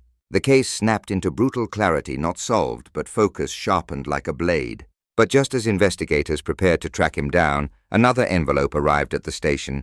Same paper, same typewriter, same chilling calm. Inside was a single line: "You're finally facing the right direction." And at the bottom, taped neatly to the page, was a new object. A tiny shard of metal, painted the same color as the canal railing, still stained with old blood. Not Leah's blood, someone else's. Someone recent, someone whose disappearance had not yet been discovered. The cold case was no longer just a cold case. It had restarted. And the killer was already moving. The shard of metal lay on the evidence table like a warning carved into the world itself, small, sharp, and impossibly deliberate. Its paint was unmistakable, the same shade scraped from the canal railing decades ago, but the blood smeared across its edge was fresh enough to unsettle the room. Tests confirmed it belonged to a female not yet identified but likely within the last 2 weeks. A new victim, a new message. The killer wasn't hiding in the past anymore. He was writing in the present. The letter's single sentence, "You're finally facing the right direction," hung in the air like a taunt, a smirk, an unseen voice whispering from just outside the reach of light. This wasn't closure. It wasn't confession. It was an invitation, a challenge. As if the killer had been waiting all these years for someone worthy of chasing him, and only now had the game truly begun. Detective Morell stood motionless, staring at the metal fragment. For the first time in years, he felt something colder than frustration. He felt recognition. The shard wasn't random. It wasn't planted. It was chosen. Chosen for its proximity to the old crime. Chosen for its symbolic power. Chosen because it carried the weight of the past and the terror of the present in equal measure. Someone was orchestrating this with surgical precision. Morell breathed slowly, the room shrinking around him as he replayed every detail: Leah's disappearance, the cold case's silence, the warehouse clues, the letter, the new shard, the shadowed man in the footage, the gloves, the locksmith. It was no longer theory, no longer myth. Henri Lussac wasn't a name on a file anymore. He was a presence, breathing, watching, intervening. And if the killer had resurfaced, he didn't do it by accident. He resurfaced because he wanted an audience. The investigative team dove into Lussac's background with renewed ferocity. They uncovered a life with sharp edges and strange voids, nothing criminal, nothing overtly alarming but deeply unsettling in its absence of substance. No close friends, no family connections, no stable address after 1994, rental agreements under false names, short-term jobs that left no footprints, a man who moved through the city like he was allergic to roots. What they didn't find was even more telling. No digital presence, no financial trail, no medical records, no signs of illness or debt or personal crisis. It was as if he'd learned how to mute himself from the world. People don't vanish that perfectly unless they've practiced. And Lussac had decades to refine the art. As investigators scrambled to trace him, analysts uncovered something chilling in the new shard of metal. Under the layers of paint and fresh blood, there were older residues, tiny particles of soil not matching the canal district. Soil from outside Paris. Soil mixed with pine needles and flecks of crushed limestone. Soil consistent with the forested hills surrounding Fontainebleau. A new location, a new trail, a deliberate breadcrumb. Morell didn't wait for consensus. He knew hesitation was the killer's oxygen. By the time task force members debated strategy, he was already driving south, headlights cutting through the early morning mist as the city faded behind him. The road stretched long and empty, the kind of road where thoughts grew loud enough to echo. He thought of Leah, her last known steps, the vanished screams no one heard, the watch, the scarf, the backward timeline. But he also thought of the new victim, whoever she was, wherever she might be, and whether she was already beyond saving. Cold cases don't reopen themselves. Killers don't revive their past unless something urges them to. This wasn't coincidence. This wasn't nostalgia. This was escalation. Fontainebleau's forest greeted him with silence. Tall trees swaying gently, branches rustling in a rhythm that felt too calm for a place holding fresh blood. The sun barely pierced the canopy, leaving most of the ground in shadow. The forest had swallowed countless secrets over the centuries, and now it felt ready to swallow another. Local officers met him near a dirt pull-off. They'd been searching since dawn, tracing tire marks, footprints, disturbed underbrush. But the forest offered nothing willingly. Paths crisscrossed and vanished, trails misled. Every fallen branch looked intentional. Every shadow looked like it held a man who had stepped out just moments before. One ranger, old enough to know the forest better than his own house, pointed to a narrow footpath rarely used by hikers. "The soil sample you sent," he said, voice tight. "It matches this section. See the grain, the limestone dust." He crouched, pinching the earth between two fingers. "This is your place." The path dipped sharply and twisted deeper into the woods, the air growing colder as Morell followed. Something in the atmosphere shifted, an invisible line crossed. The sound of the forest dimmed, as if swallowed by an unseen mouth. The air thickened. Even the wind felt reluctant to move. And then he saw it. A piece of fabric caught on a low branch, not a scarf this time, something darker, thicker, a sleeve, torn, fresh. Morel approached slowly, heart pounding in his throat. The torn edge matched the cut on the metal shard. A clean rip, forced violent. But what made the detective's pulse stop was the faint embroidery near the cuff, 2 letters stitched with silver thread. Not LD, not a victim's initials, not a repetition of an old pattern. The letters were AM, his own initials. For a moment, the world froze. The forest held its breath. The silence grew heavy enough to crush bone. This wasn't evidence. This wasn't a clue. This was communication, a direct message. The killer wasn't just watching the investigation, he was watching Morel, studying him, anticipating him, playing with him. Someone had taken his initials, stitched them into a sleeve, torn it, intentionally smeared it with fresh blood, and left it in this forest, this exact forest, knowing Morel would come. The cold case wasn't about Leah anymore. It wasn't about Vidal. It wasn't about misdirection or archival ghosts. It was personal. A snapping branch cut through the silence. Morel turned sharply, hand moving instinctively toward his holster. Another snap, another shift of leaves. Something moved beyond the tree line, not frantic, not fleeing, but slow, deliberate. A presence pacing the edge of visibility, letting him sense without seeing. He took 1 step forward, the presence stepped back, a dance of shadows. And then a voice low distant, carried by the wind yet unmistakably human, slipped through the trees. Wrong direction, again. Morel froze. The voice didn't echo. It didn't repeat. It just dissolved into the forest like smoke sinking into moss. He ran toward the sound boots, crushing undergrowth, breath sharp, but the forest swallowed the trail instantly. The presence was gone. The game was shifting.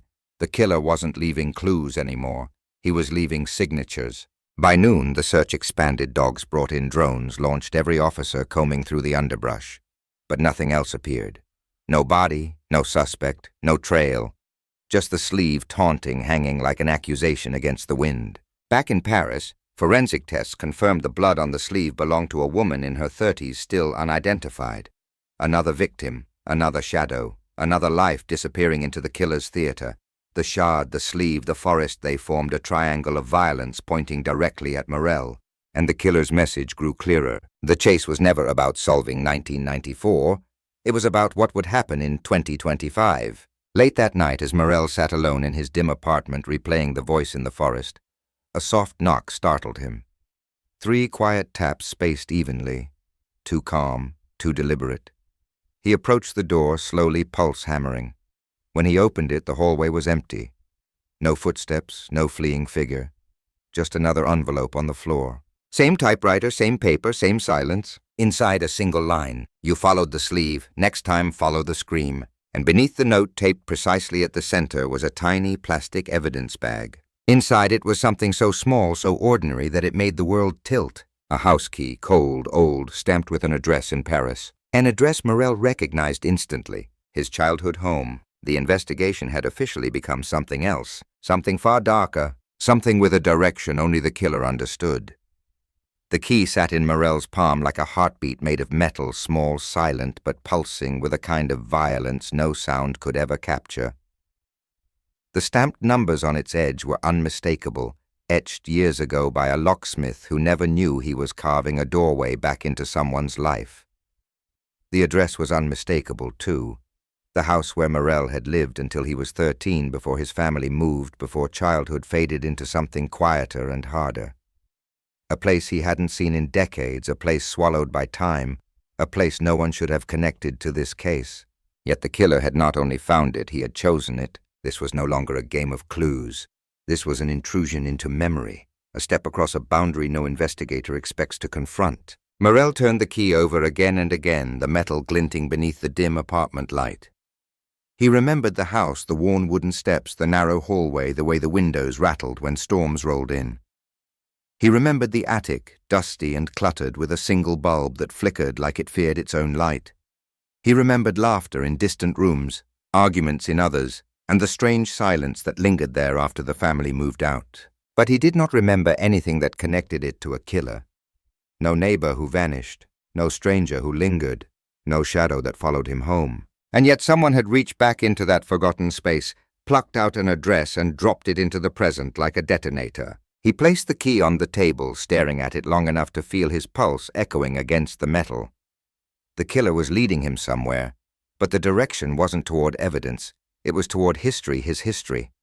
That realization carried a weight far heavier than any clue left so far. This wasn't coincidence. It wasn't random. It was intimate. But the killer wasn't done. 2 hours after the envelope arrived, a message buzzed on his phone. Unknown number. No preview text. Just a blank notification that chilled him before he even opened it. When he did, a single sentence appeared on the screen. Old doors hide old mistakes. No signature, no location, no instructions. Just a whisper from the dark. No one but the killer could have sent it. With a sinking breath, Morell dialed the number. It didn't ring, didn't connect. It wasn't disconnected either. It was simply unreachable, like something that existed only long enough to send the message and then slipped back into nothing. Night clung to the city as he drove toward his childhood home, tires slicing through wet streets that gleamed like black mirrors. He didn't call for backup. He didn't notify the task force. He didn't want someone else stepping into a trap meant for him alone. The killer wanted him isolated, unguarded, exposed. And for reasons he couldn't quite articulate, Morell needed to face whatever waited behind that old door without interference. The neighborhood looked older, the buildings slumping slightly as if age had bent their spines. Street lamps flickered weakly, casting trembling pools of yellow light on cracked sidewalks. The house stood at the end of the lane just as he remembered, its paint peeling its gate, rusted its windows cloudy with dust. Time had not been kind to it. Or perhaps something else had passed through, draining life from its walls long before he arrived tonight. He stepped toward the door. The old wooden frame shuddered in the wind, groaning softly. He inserted the key. It slid too smoothly for something decades old. The lock clicked open with unsettling ease. Someone had oiled it recently. The air changed the moment he crossed the threshold. Cold, stale, heavy, as if the house had held its breath for years and only now exhaled. Dust motes drifted lazily through the faint beam of his flashlight. But beneath the dust, beneath the emptiness, there was something else. A scent he couldn't place. Something metallic. Something faintly sweet. Something wrong. He walked down the hallway, boots echoing dully against the wooden floor. His beam skimmed over the walls. They were bare, stripped of memory, no photos, no marks, no history, as if someone had erased everything. He reached the living room, empty. Then the kitchen, empty. But the silence wasn't empty. It was full of something breathing in the corners, waiting, watching. He moved toward the staircase. The steps creaked under his weight, each sound sharp enough to make his fingers twitch near his holster. Halfway up, a flicker of light blinked above him. The attic bulb. It was on. He hadn't turned it on. Something thickened in his chest, but he forced his feet to keep moving. The attic door stood ajar, just enough to let a sliver of light spill down the steps like a blade. He pushed it open slowly, expecting a figure, a body, a trap. But he found something worse. The attic floor was covered with photographs. Dozens of them, hundreds, spread out like a mosaic of someone else's obsession. Old pictures, new pictures, some faded, some printed this year, all of them taken in secret. And every single one of them showed him, Morell frozen in time, walking to work, sitting in cafes, talking to colleagues, standing near the canal, visiting crime scenes. He knelt, heart-pounding, picking up one photo at random. It showed him entering the station in 2003, another from 1999, one from last month, one from last week, one from yesterday morning. The killer hadn't just resurfaced recently. He had been watching Morell for years. His breath trembled as he examined the photos more closely. In the margins of several faint pencil marks circled certain locations, street corners, doorways, alleys, coordinates, times, patterns, notes only the photographer would understand, a stalker's script, a predator's journal. But then he noticed something stranger. The timeline didn't begin with his career. It didn't begin in adulthood. It began in childhood. The earliest photos were yellowed, grainy shots taken from a distance through windows from behind trees across playground fences. Him as a boy, him walking to school, him playing in the yard, him sitting in the attic of this very house reading comic books, unaware of the camera lens already marking him for a story he never agreed to enter. Someone had been watching him since he was a child. His stomach clenched as his flashlight skimmed the far wall. More photos were pinned there, police reports, clippings, sketches, maps. but one clipping made his blood freeze. An article from 1987 describing the disappearance of a young woman near Grenoble, a disappearance eerily similar to Leah's. A cold case long forgotten. But the handwriting beneath the clipping made the attic spin. Your father looked in the wrong direction, too. Morel stumbled back, the weight of the sentence punching the air out of his lungs. His father, a quiet man. A man who never spoke of certain things. A man who had worked in a courthouse, not in law enforcement, but who always seemed to carry a shadow around him. A man who had insisted they move suddenly without explanation away from this house. Had he known? Had he seen something? Had he been warned? Or worse, had the killer's gaze already fallen on the family back then? Morel's pulse roared as he scanned the wall for answers. But there were none. Only the killer's handwriting taunting everywhere, notes in the margins, arrows, dates, phrases like, "He was never after her." Proximity creates opportunity. History repeats only for those who ignore it. Mirror the past to understand the present. Then in the center of the wall, pinned with a rusted nail, was a single Polaroid. A woman sitting in a chair, blindfolded, hands bound, head tilted as if unconscious. The timestamp was from 2 nights ago. She was alive, she was recent, and she was bait. Beneath the Polaroid was a map of Paris with a single location circled in red ink. No address, just a mark. A place Morel recognized instantly, an abandoned locksmith workshop near the canal.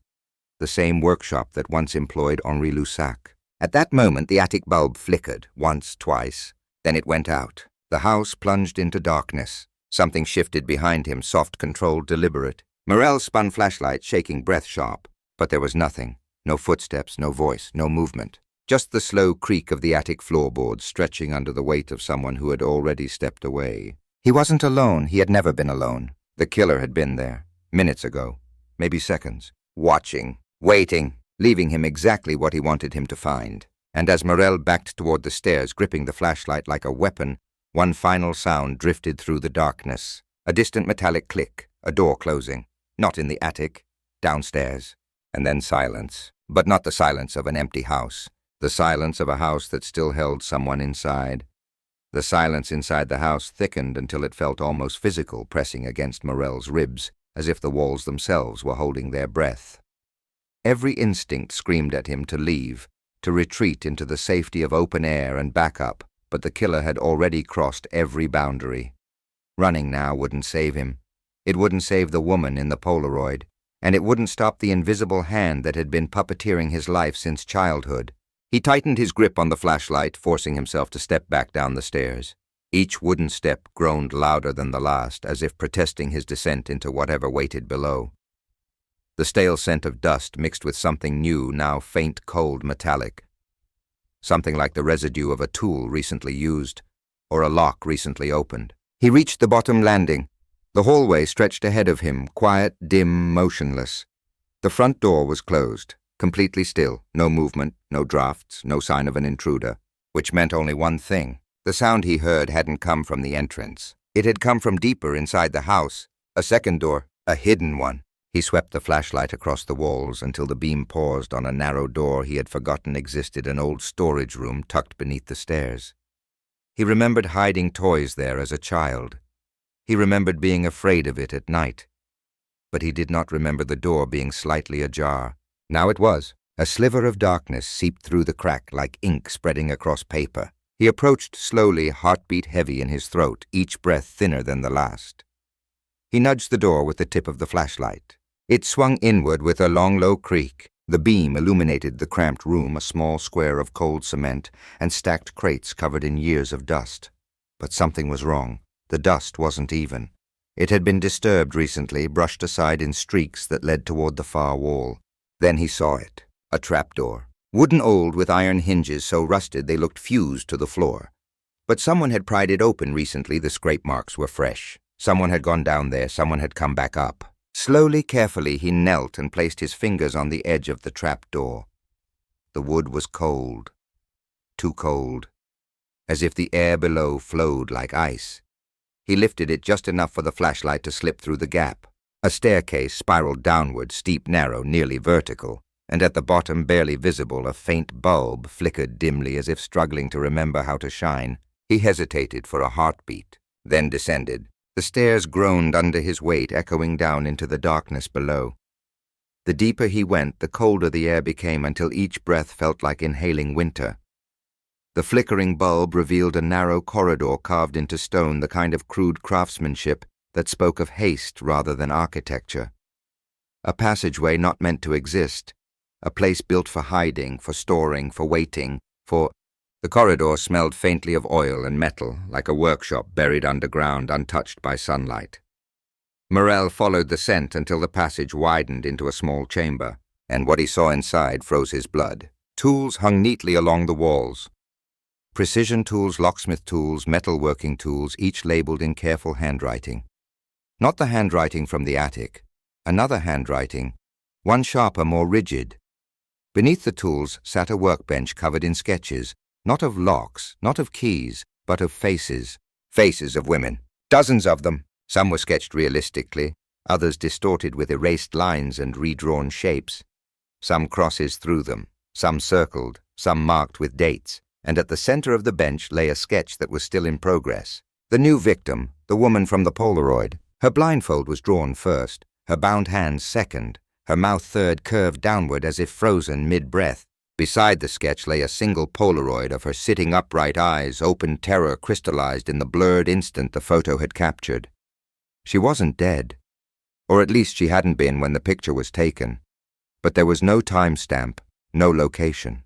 He swept the flashlight further across the room and recoiled. The opposite wall was covered not with sketches but with newspaper clippings, articles spanning decades, disappearances across France, all unresolved, all cold cases, all linked by red string converging at the center of the wall like a grotesque spider web. And at the center, circled again and again, ink pressed deep enough to tear the paper, was the article about Leah Dorvier. Morel's pulse hammered. The killer wasn't a ghost. He was a collector, a curator of silence, a man who lived in the spaces between tragedies, weaving them into a narrative only he understood. And for decades, Morel had unknowingly been part of it.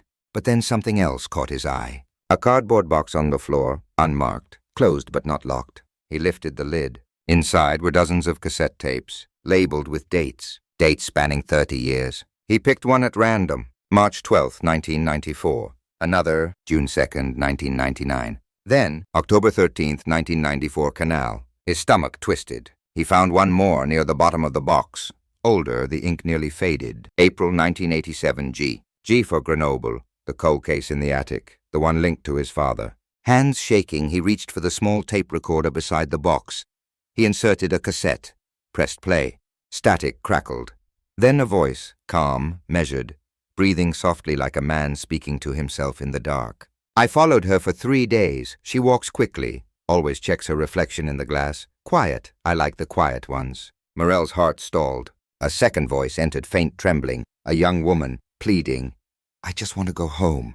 Then a sharp impact, a muffled cry, silence. Morel slammed the stop button, breath ragged. The killer had recorded them, documented them, catalogued them. These weren't trophies, they were chapters. He grabbed another tape, pressed play. Static, footsteps, a door creaking, a familiar hallway. His breath stopped. It wasn't a victim this time, it wasn't a stranger. It was the sound of his childhood home. And then his own voice, a child's voice, faint, laughing. His skin crawled. He stopped the tape immediately, bile rising. Someone had been in the house back then, recording, watching, listening. His father hadn't moved the family because of a job change. He had moved them because something had been stalking them. A noise behind him jolted him back, a soft shift air moving where it shouldn't. Morel spun around, flashlight trembling. The corridor was empty. He stepped backwards, a pulse hammering, ready to draw his gun. Then he saw it. A freshly printed photograph lying at the entrance of the room, placed there while he was listening to the tapes. He hadn't heard anyone approach. He hadn't heard footsteps. The photo showed him standing in the attic 40 minutes ago. In the picture, a shadow stood just behind him, tall, still, watching. A handwritten note on the bottom read, "You're getting closer." The trapdoor above slammed shut. The bulb flickered, buzzed, died. Darkness swallowed the chamber. And somewhere in that darkness, a quiet breath exhaled. Not his. The killer was inside the room with him. For a moment, there was no time, only the sound of his own pulse pounding in his ears, the taste of metal rising in his mouth, and the invisible truth hanging in the dark. He was not alone. Morel didn't speak. Words would have been a gift.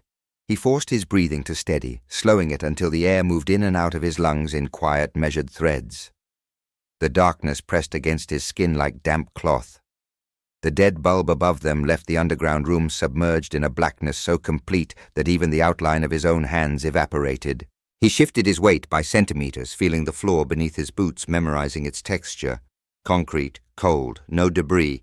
If he moved fast, if he lunged, if he fired, he'd be aiming blind. Whoever stood in the dark with him had chosen this moment, this room, this light. That meant one thing. The killer could see him better than he could see the killer. A slow inhale, barely audible, brushed past his left ear. Not close, not far, just there. He pivoted sharply, flashlight clutched in one hand, gun in the other, and thumbed the light back on. Nothing. A dead click and a soft whine. The battery was gone, drained. The light had died before the bulb ever did. It wasn't the house that decided to go dark. It was the killer. Somewhere in the black, a soft, almost amused exhale escaped. "You still listen with fear, Adrian." A voice murmured low and distorted as if filtered through cloth. It didn't echo. It didn't need to. It slid across the air and sank straight into his bones. "You should listen with memory instead." His finger tightened on the trigger. "Show yourself." A small, dry chuckle. "You've already seen me. Again and again, you simply chose the wrong frame to focus on." He tried to triangulate the voice, but it slid, shifting from left to right, as if the speaker moved along the perimeter of the room, or worse, as if the sound itself refused to be pinned down. No footsteps, no rustle of fabric, just presence. "You're running out of games," Morell said, forcing his voice to stay level.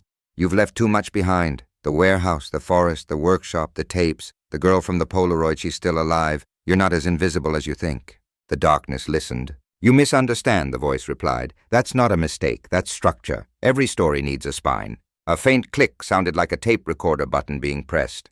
For a moment, static hissed through the dark. Then another voice filled the room, the trembling, muffled plea of a woman. "Please, I don't want to die." The same voice from one of the tapes.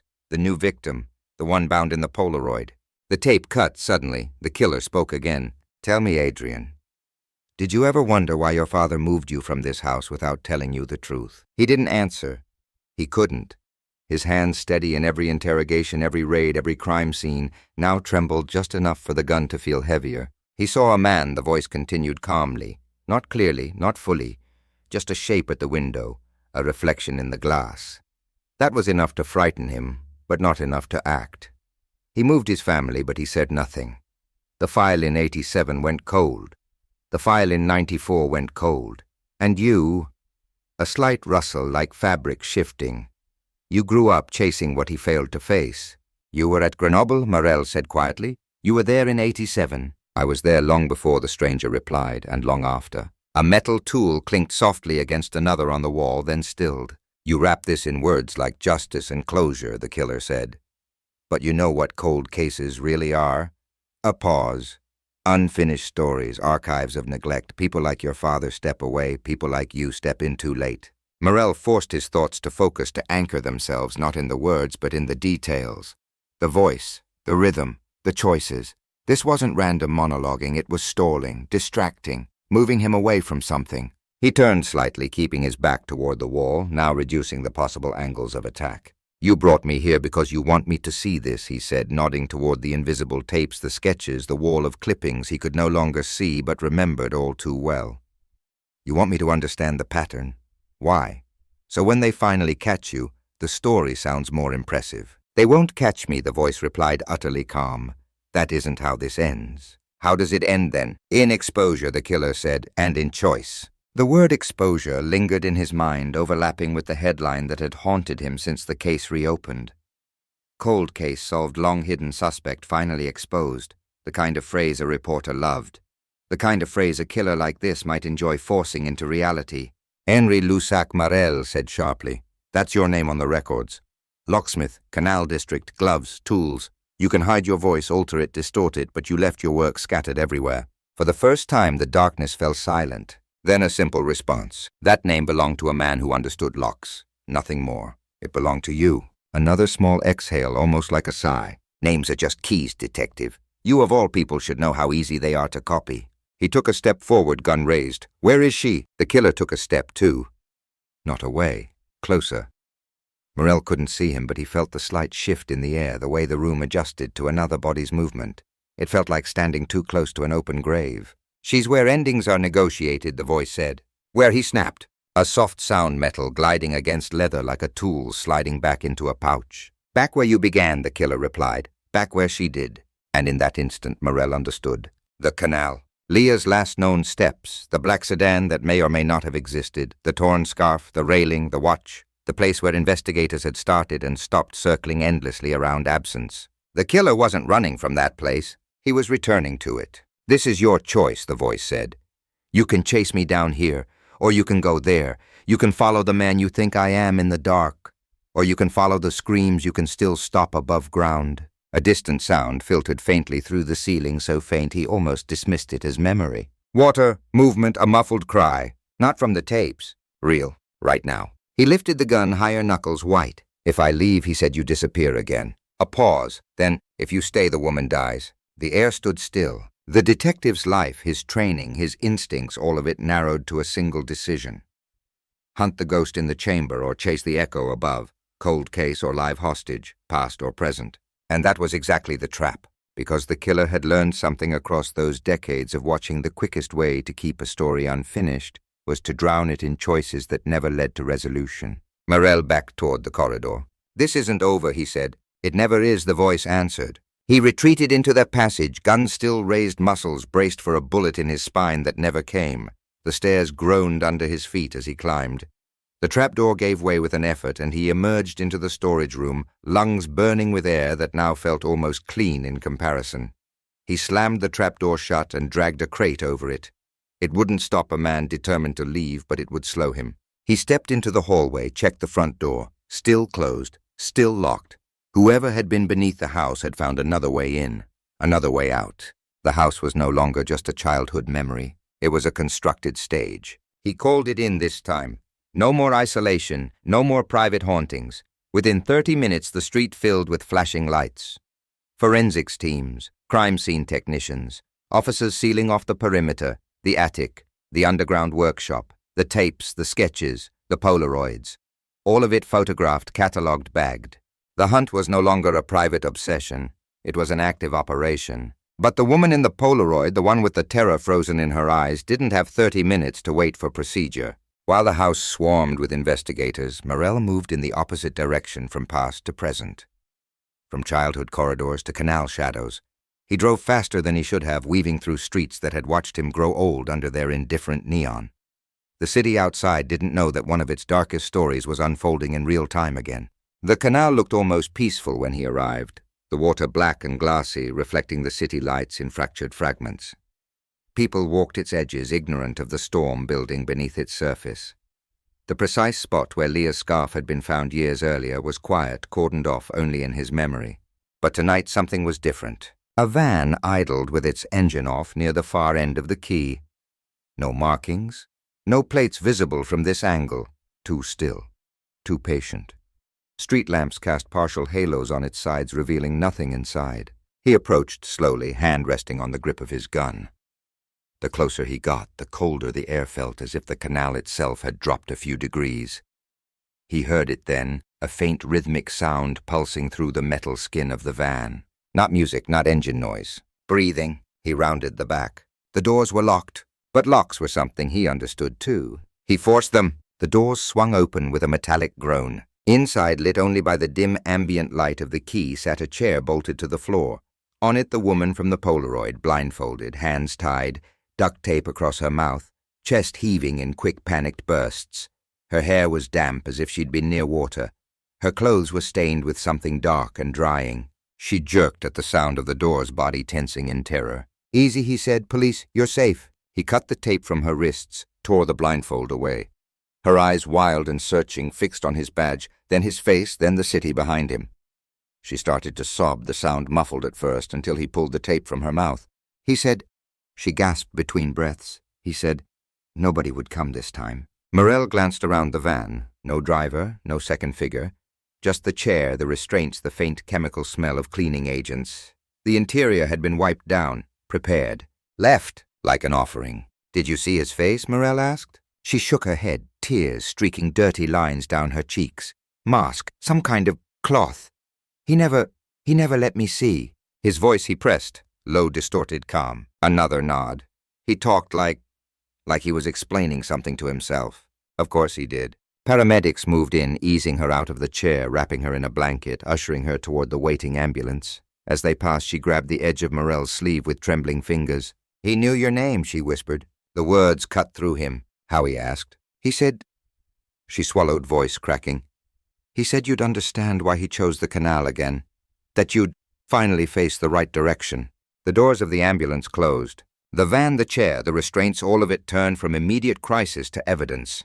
Officers roped off the area, cameras flashed, radios crackled, the night folded in on itself. Later, when the van was scanned, they found something tucked beneath the bolted chair. Small, metallic, carefully placed where only a thorough inspection would uncover it. A key, not to a house this time, to a workshop. Old metal, faded serial, manufacturer logo, and engraved along the stem, barely legible, Chell, Henry Lusac's initials. But someone else had etched new letters over them, scratched roughly jagged, forcing themselves into the metal as if rewriting history with a blade. A.M. His initials, on the ghost's key, in the van he left behind. The headline was already writing itself, waiting for presses to roll and screens to refresh. Paris 1994 cold case solved, long-hidden suspect finally exposed. But in this moment on the edge of the canal where it all began, Morell understood something the headlines never would.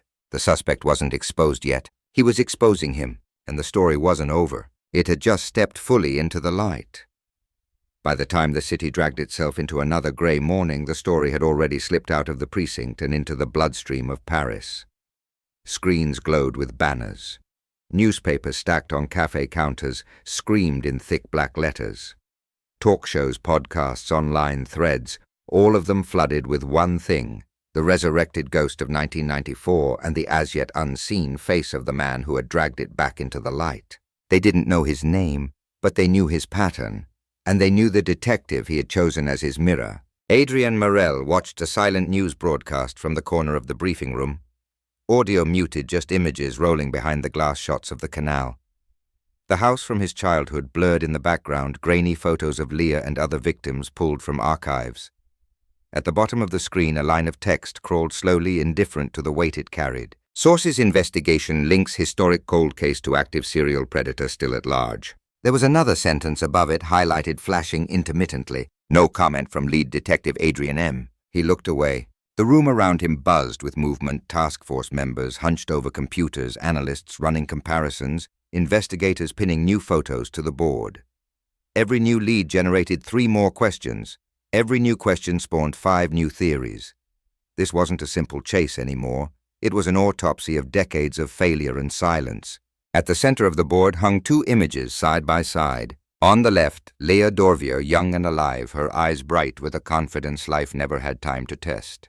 On the right, a composite sketch built from surviving witness descriptions, distorted audio analysis, and the faintest impression from old surveillance frames, a face that wasn't quite solid. Mid-40s in 1994.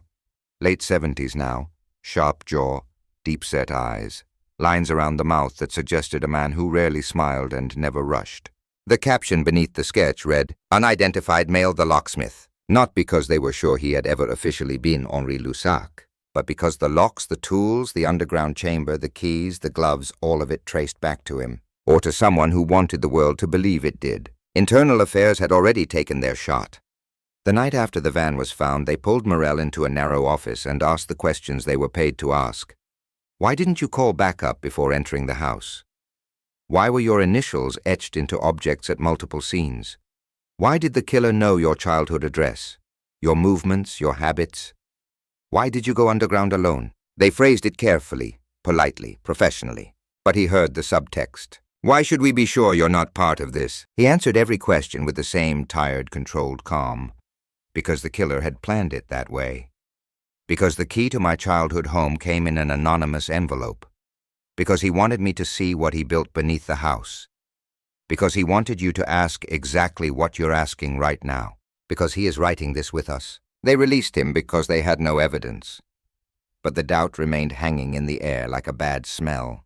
The killer knew exactly how to seed it, exactly how to shape it, exactly how to make the city wonder if the man hunting the ghost might be stitched into its story more deeply than anyone realized.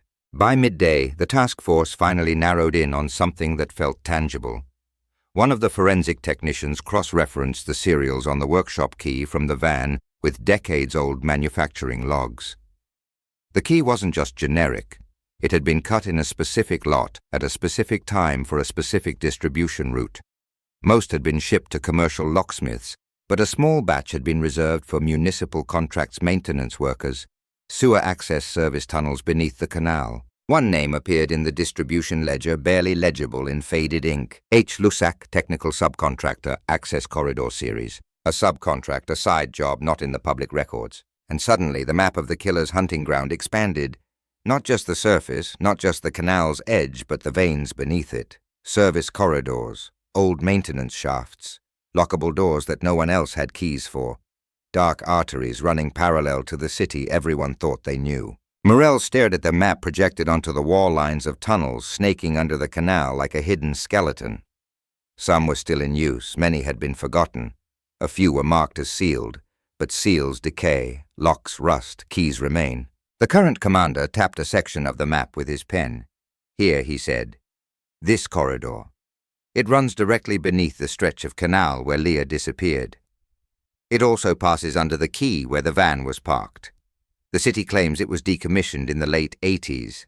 Meaning we don't know what's actually down there, Morrell said. Meaning if someone's been using it, the commander replied, we're years too late to know how often. The task force divided one team to secure surface-level access, another to comb municipal archives, another to trace any remaining subcontract records tied to Lusac. Morrell was supposed to sit in the command vehicle, monitor the operation, make decisions from a safe, controlled distance.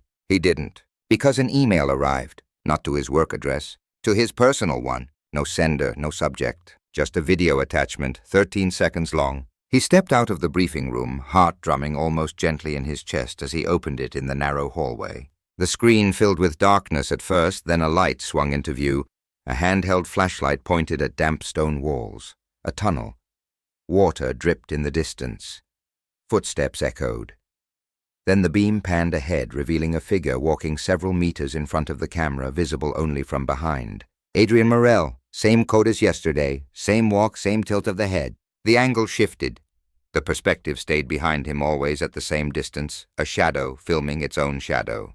The last frame cut to black. Then a single line of text appeared. Come alone this time and the story ends. Bring them and it repeats. He recognized the tunnel, not from sight, from the way the sound moved, from the echo, from the layout of the map burned into his mind. Beneath the canal. He forwarded the video to the commander anyway, because whatever trap the killer was setting, transparency was the only defense he had left. The response was immediate, predictable, procedural. We control this, the commander snapped. We go in as a unit. You're not going down there alone. You think he doesn't know that, Morrell replied. He's been 10 steps ahead of protocol from the beginning. A tactical team assembled a dozen officers, helmets, shields, rifles, flashlights, comms. They moved toward the maintenance entrance together, boots hammering the concrete in synchronized rhythm. But as they reached the rusted gate that marked the descent into the corridor, something happened that no one planned for. The lights cut out, not just in the tunnel. On the street, on the canal, across an entire block. The city went dark, block by block, as if a switch had been flipped selectively. Street lamps died. Shop signs blacked out. Apartment windows blinked into emptiness. Someone had planned this too. A generator kicked on in the command vehicle, bathing the immediate area in harsh artificial light. Officers scrambled radios, flaring to life. Reports came in narrow outage, localized suspicious. Someone had breached an electrical substation feeding this sector. It wasn't chaos, it was choreography. The commander grabbed Morrell's arm. We fall back. We wait for grid control. We don't go underground in a blackout. He was right. Every rule, every lesson, every instinct drilled into them said the same. You don't walk into a killer's chosen terrain when he controls the light, the sound, the exits. But cold cases don't obey rules. And neither did the man who fed them. Every delay gives him room, Morrell said quietly. Room to move, room to erase, room to reset the story. The commander held his gaze. Something in his expression shifted, resentment, respect, resignation, all folding into one. Then we do this with a perimeter, he said. Ground team seals every access point. No one goes down except you and one more. No, Morrell cut in. You send anyone else down there, he uses them. As leverage, as message, as proof that he can always turn our numbers against us. Silence dropped between them. You're asking me, the commander said slowly, to authorize you walking directly into the hands of a man who's been writing your life into his theater for 30 years. I'm not asking, Morrell replied. I'm telling you that either I go down now knowing he wants me there, or we spend the next 10 years pulling bodies and clues from places he's already passed through. He asked for me, not for us. It wasn't bravado, it wasn't martyrdom, it was simple arithmetic. The commander looked at him for a long time, then finally nodded. Comms on, he said. We track you every meter. You don't go offline for more than 30 seconds. If we lose you, we breach blackout or not. Morrell clipped the radio to his jacket, checked the battery, adjusted the earpiece. A small red light blinked steadily, a heartbeat made of plastic and code. He stepped through the rusted gate. The tunnel swallowed him. The air was damp cold and stale, threaded with the faint smell of oil and mold. His flashlight beam cut through the dark in a thin, shaky line. The walls were old, lined with cables, rusted pipes, and forgotten markings. Water pooled in uneven patches along the floor, reflecting the light back at him in jagged shards. The radio crackled softly in his ear. We've got your signal, a voice said. 10 meters in. All clear so far. His own footsteps merged with distant drips, producing a rhythm almost hypnotic. He could hear his breath again, calm but deliberate, like it belonged to someone else. Do you remember a voice floated gently through the radio the first time you saw the canal at night? It wasn't the operator. It wasn't the commander. The line was compromised. Static hissed, then cleared, leaving only that low-controlled murmur that had haunted tapes, letters, attics, underground rooms. You were 8, the killer said. Your father held your hand too tightly. He thought the water looked deeper in the dark. He was afraid you might fall in. He never realized the danger wasn't below. Control confirmed channel integrity, Morrell said, ignoring the words, focusing on the procedure. Silence answered him, then the soft beep of his comms dying. The blinking red light on his radio went dark. The tunnel took the sound and folded it into itself. He walked on, because stopping at the middle of a killer's sentence had never been an option. The corridor curved gently, then split in two, one path veering left, narrower, descending slightly, the other straight ahead, lined with old maintenance doors. Scratched arrows marked the brick drawn in chalk that had not yet been washed away by time. Left a small arrow with one line, straight a thicker arrow doubled. The killer had spent a lifetime understanding how people read signs. People follow what looks important. Morrell turned left. The air grew colder, heavier. Somewhere ahead faintly he heard it again, the echo of water, the muffled roar of the canal pressing against the stone, the low rumble of a city unaware of what was unfolding under its feet. Then he heard something else. A metallic clink, a chain rattling, a chair scraping against concrete. He turned a final corner and saw the room, small, square, lit by a single hanging bulb. In the center, a chair, empty. Shackles coiled loosely around its legs like snakes waiting for a body. On the opposite wall, someone had painted words in thick, careful strokes. Not in blood, in black ink. 4 words. The story ends here. But the room was empty. No victim, no killer, no movement. Only one thing waited for him. A mirror, tall, framed in cracked wood, positioned directly across from the chair so that anyone sitting there would be forced to look at themselves.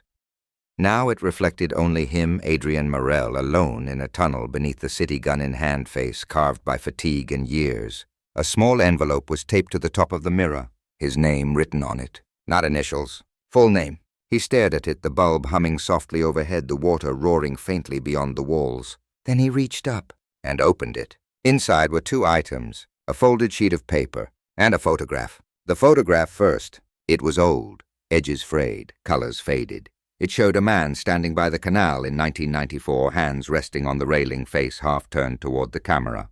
Not fully visible, but visible enough. His father. The paper beneath it carried one sentence. Typed, cold, precise. Paris 1994 cold case solved, long-hidden suspect finally exposed. Below it, handwritten in the killer's meticulous script. Now decide whose story it really is. The bulb flickered. The tunnel breathed. And far off, somewhere deeper in the dark, another sound began to rise. Not water, not footsteps, something closer to a voice. Calling his name, Jun Guyen Yong voice over dien antmot donke duinatam anket tut o kau trau kam suk voidu am kuamot vuan kolkas chuabao gio that suduoki.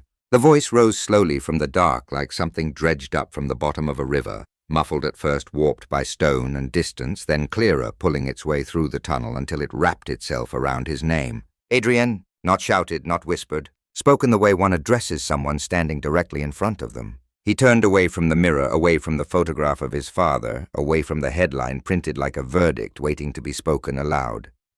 The bulb above him hummed, threatening to falter.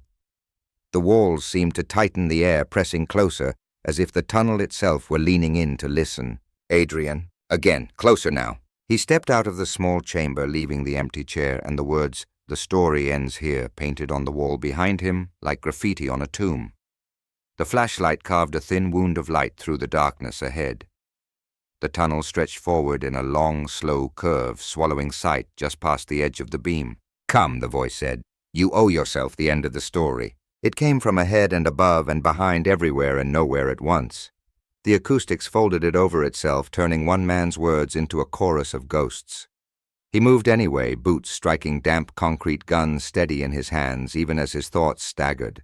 His father's face in the photograph burned behind his eyes, hands on the railing in 1994, half turned toward the camera, captured from the same vantage point as the blurred hunter in the bakery footage. Had he been watching Leah?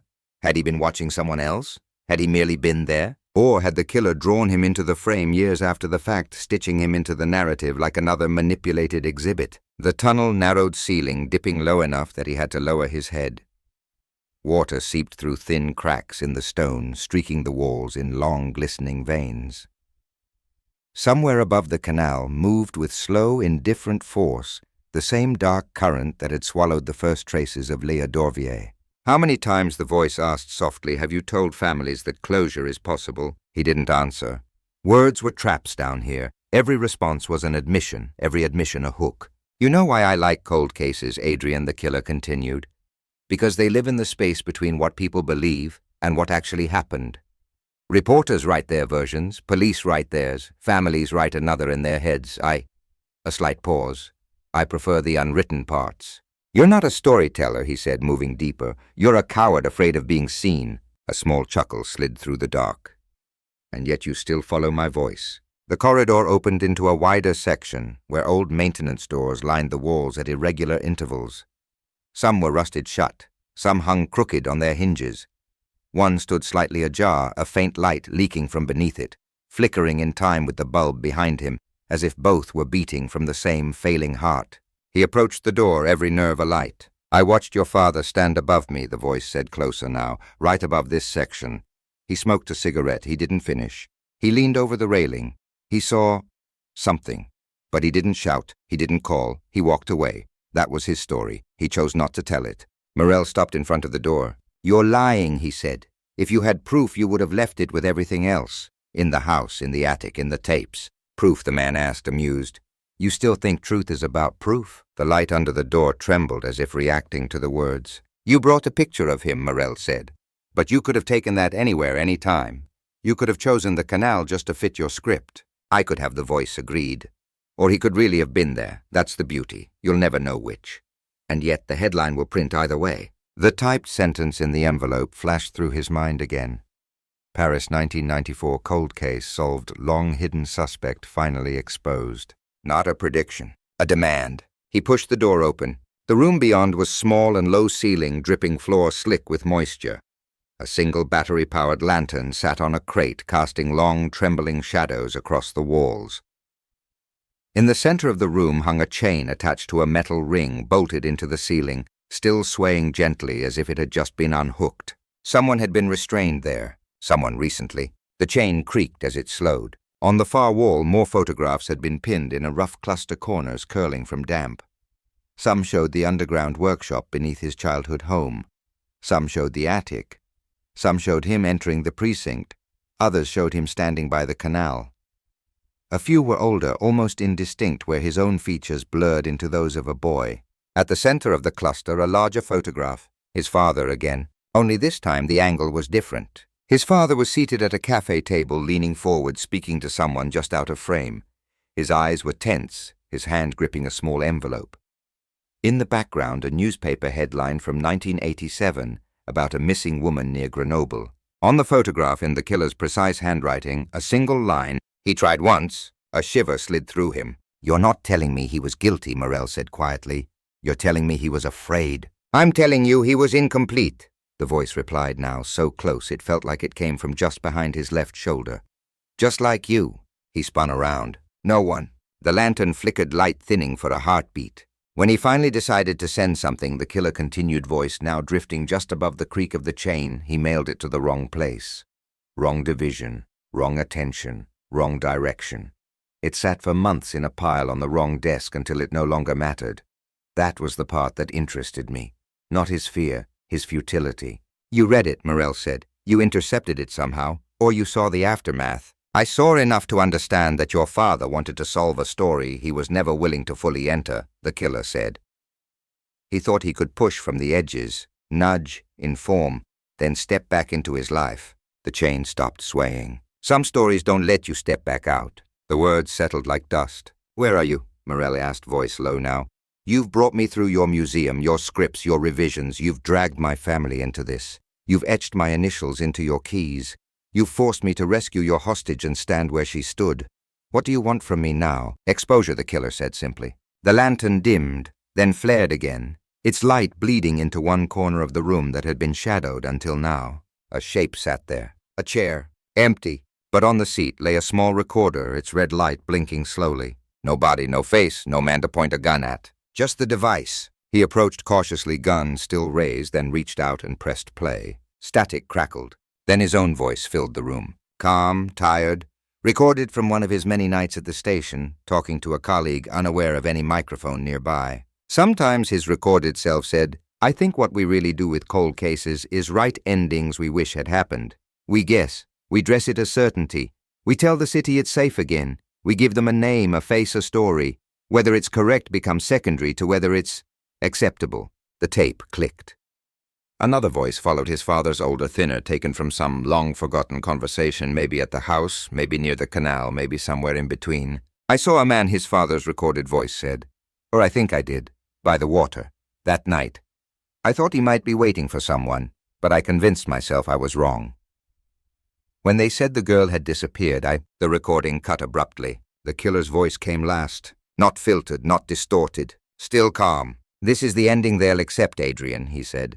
A former locksmith subcontractor with a history near the canal, a pattern of disappearances, a network of tunnels, an old photograph of a father who saw too little too late, you chasing a ghost through the dark, enough evidence to draw a straight line, enough gaps to fill with whatever story the city needs.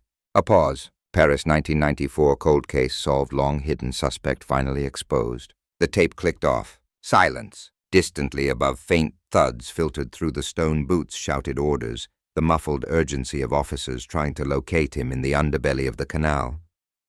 The generators hum somewhere far away, the city's pulse pressing down. He stood alone in that room, lantern fading, surrounded by fragments of narratives, half-truths, bits of surveillance, snatches of voices. A father who had tried to speak and failed. A killer who refused to be seen but insisted on being heard. A detective standing at the hinge point between what really happened and what would be written. He could choose right now to hunt down more, dig further into the maze, bleed himself out in the tunnels, until he pulled a tired old man from behind a rusted door, or a corpse from some hidden alcove. He could keep chasing, keep refusing headlines, keep demanding proof until the case swallowed him completely. Or he could go back up. He could hand them what they already almost believed. A man named Henri Lussac, dead or disappeared, whose access and profession and tools and proximity stitched him into a tapestry no one would question. A father whose guilt would be recast not as complicity, but as paralysis. A witness who failed to prevent tragedy, not one who caused it. A detective who stared too long into the dark and finally pointed at something the city could recognize as a monster. He holstered his gun, not because he felt safe, because he understood the cruel mechanics of what came next. When he stepped back into the light above ground, cameras flashed like muzzle bursts. Microphones surged toward him. Reporters shouted questions about the tunnels, about the workshop, about the tapes, about the rescued woman, about the photograph of his father that had already leaked, somehow sprinting ahead of him into the world. Detective Morell, is it true your father was at the canal? Is Henri Lussac the prime suspect? Can you confirm the cold case is finally solved? Is the long-hidden suspect exposed at last? He stared past them, gaze fixed on the black line of the canal cutting through the city like a scar that refused to fade. For a heartbeat he saw all of it layered together, the night of 1994, Leah's last steps, his father's cigarette ember hovering over dark water, the black van, the blindfolded woman, the attic, the underground chamber, the mirror, the key. He could tell them the truth that the man in the tunnels still lived in the margins, that every name so far was both right and incomplete, that cold cases don't really thaw, they just acquire fresher labels. Instead, he gave them what they needed. The investigation, he said slowly, has identified a central figure connecting the 1994 disappearance of Leah Dorvier with a series of unresolved crimes linked to restricted tunnel access and unauthorized locksmith work. We are assembling the evidence for prosecution. Flashes erupted. "Can you name him?" a reporter shouted. He hesitated, just long enough to feel the tunnel breathing beneath his feet. "Then we are examining the role of Henri Lussac and associated subcontractors," he said. "What I can confirm is that the long-hidden suspect is being exposed through a combination of archival and new evidence. The case is no longer cold." Words chosen carefully. Not quite a lie. Not quite the truth. Behind the questions, behind the urgency, he saw people gathered at the canal fence, residents, tourists, bystanders. Some clutching old newspapers, some checking headlines on their phones, some holding candles for a girl they had never met. The community that had lived with the weight of a vanished student for decades now, standing on the edge of what they were told was resolution. They needed it. The city needed it. Closure, even if incomplete, is a quiet kind of anesthetic. That night, articles flooded every screen, every kiosk, every newsstand. Paris, 1994 cold case solved, long-hidden suspect finally exposed, locksmith at center of decades-long pattern. Dark tunnels beneath the city reveal shocking history. Detective haunted by family connection helps crack case. The story was written, the ending accepted. Files were reclassified. Cold case moved to resolve pending final proceedings. The woman from the van began to disappear from the headlines folded into the larger narrative about the man everyone wanted to name as the architect of it all. Weeks passed. The city exhaled. The canal glittered again in the evenings. People threw breadcrumbs to ducks, took photos on the bridges, leaned on the railings without wondering whose hands had once gripped the metal in the dark. But some things didn't change. Fresh flowers still appeared each year at the same stretch of railing, not just for Leah, but for others whose names never made front pages. Old detectives still lowered their voices when they spoke of certain cases. Families still survived on answers that were more comfortable than complete. And in a drawer in his apartment, Adrian Morel kept the recorder from the tunnel, the photograph of his father, and the typed line that had framed the entire story from the start. He played the tape sometimes, not the parts with his father's voice, not the parts with the killer's commentary, but the 10 seconds of silence between both. The space where no one spoke.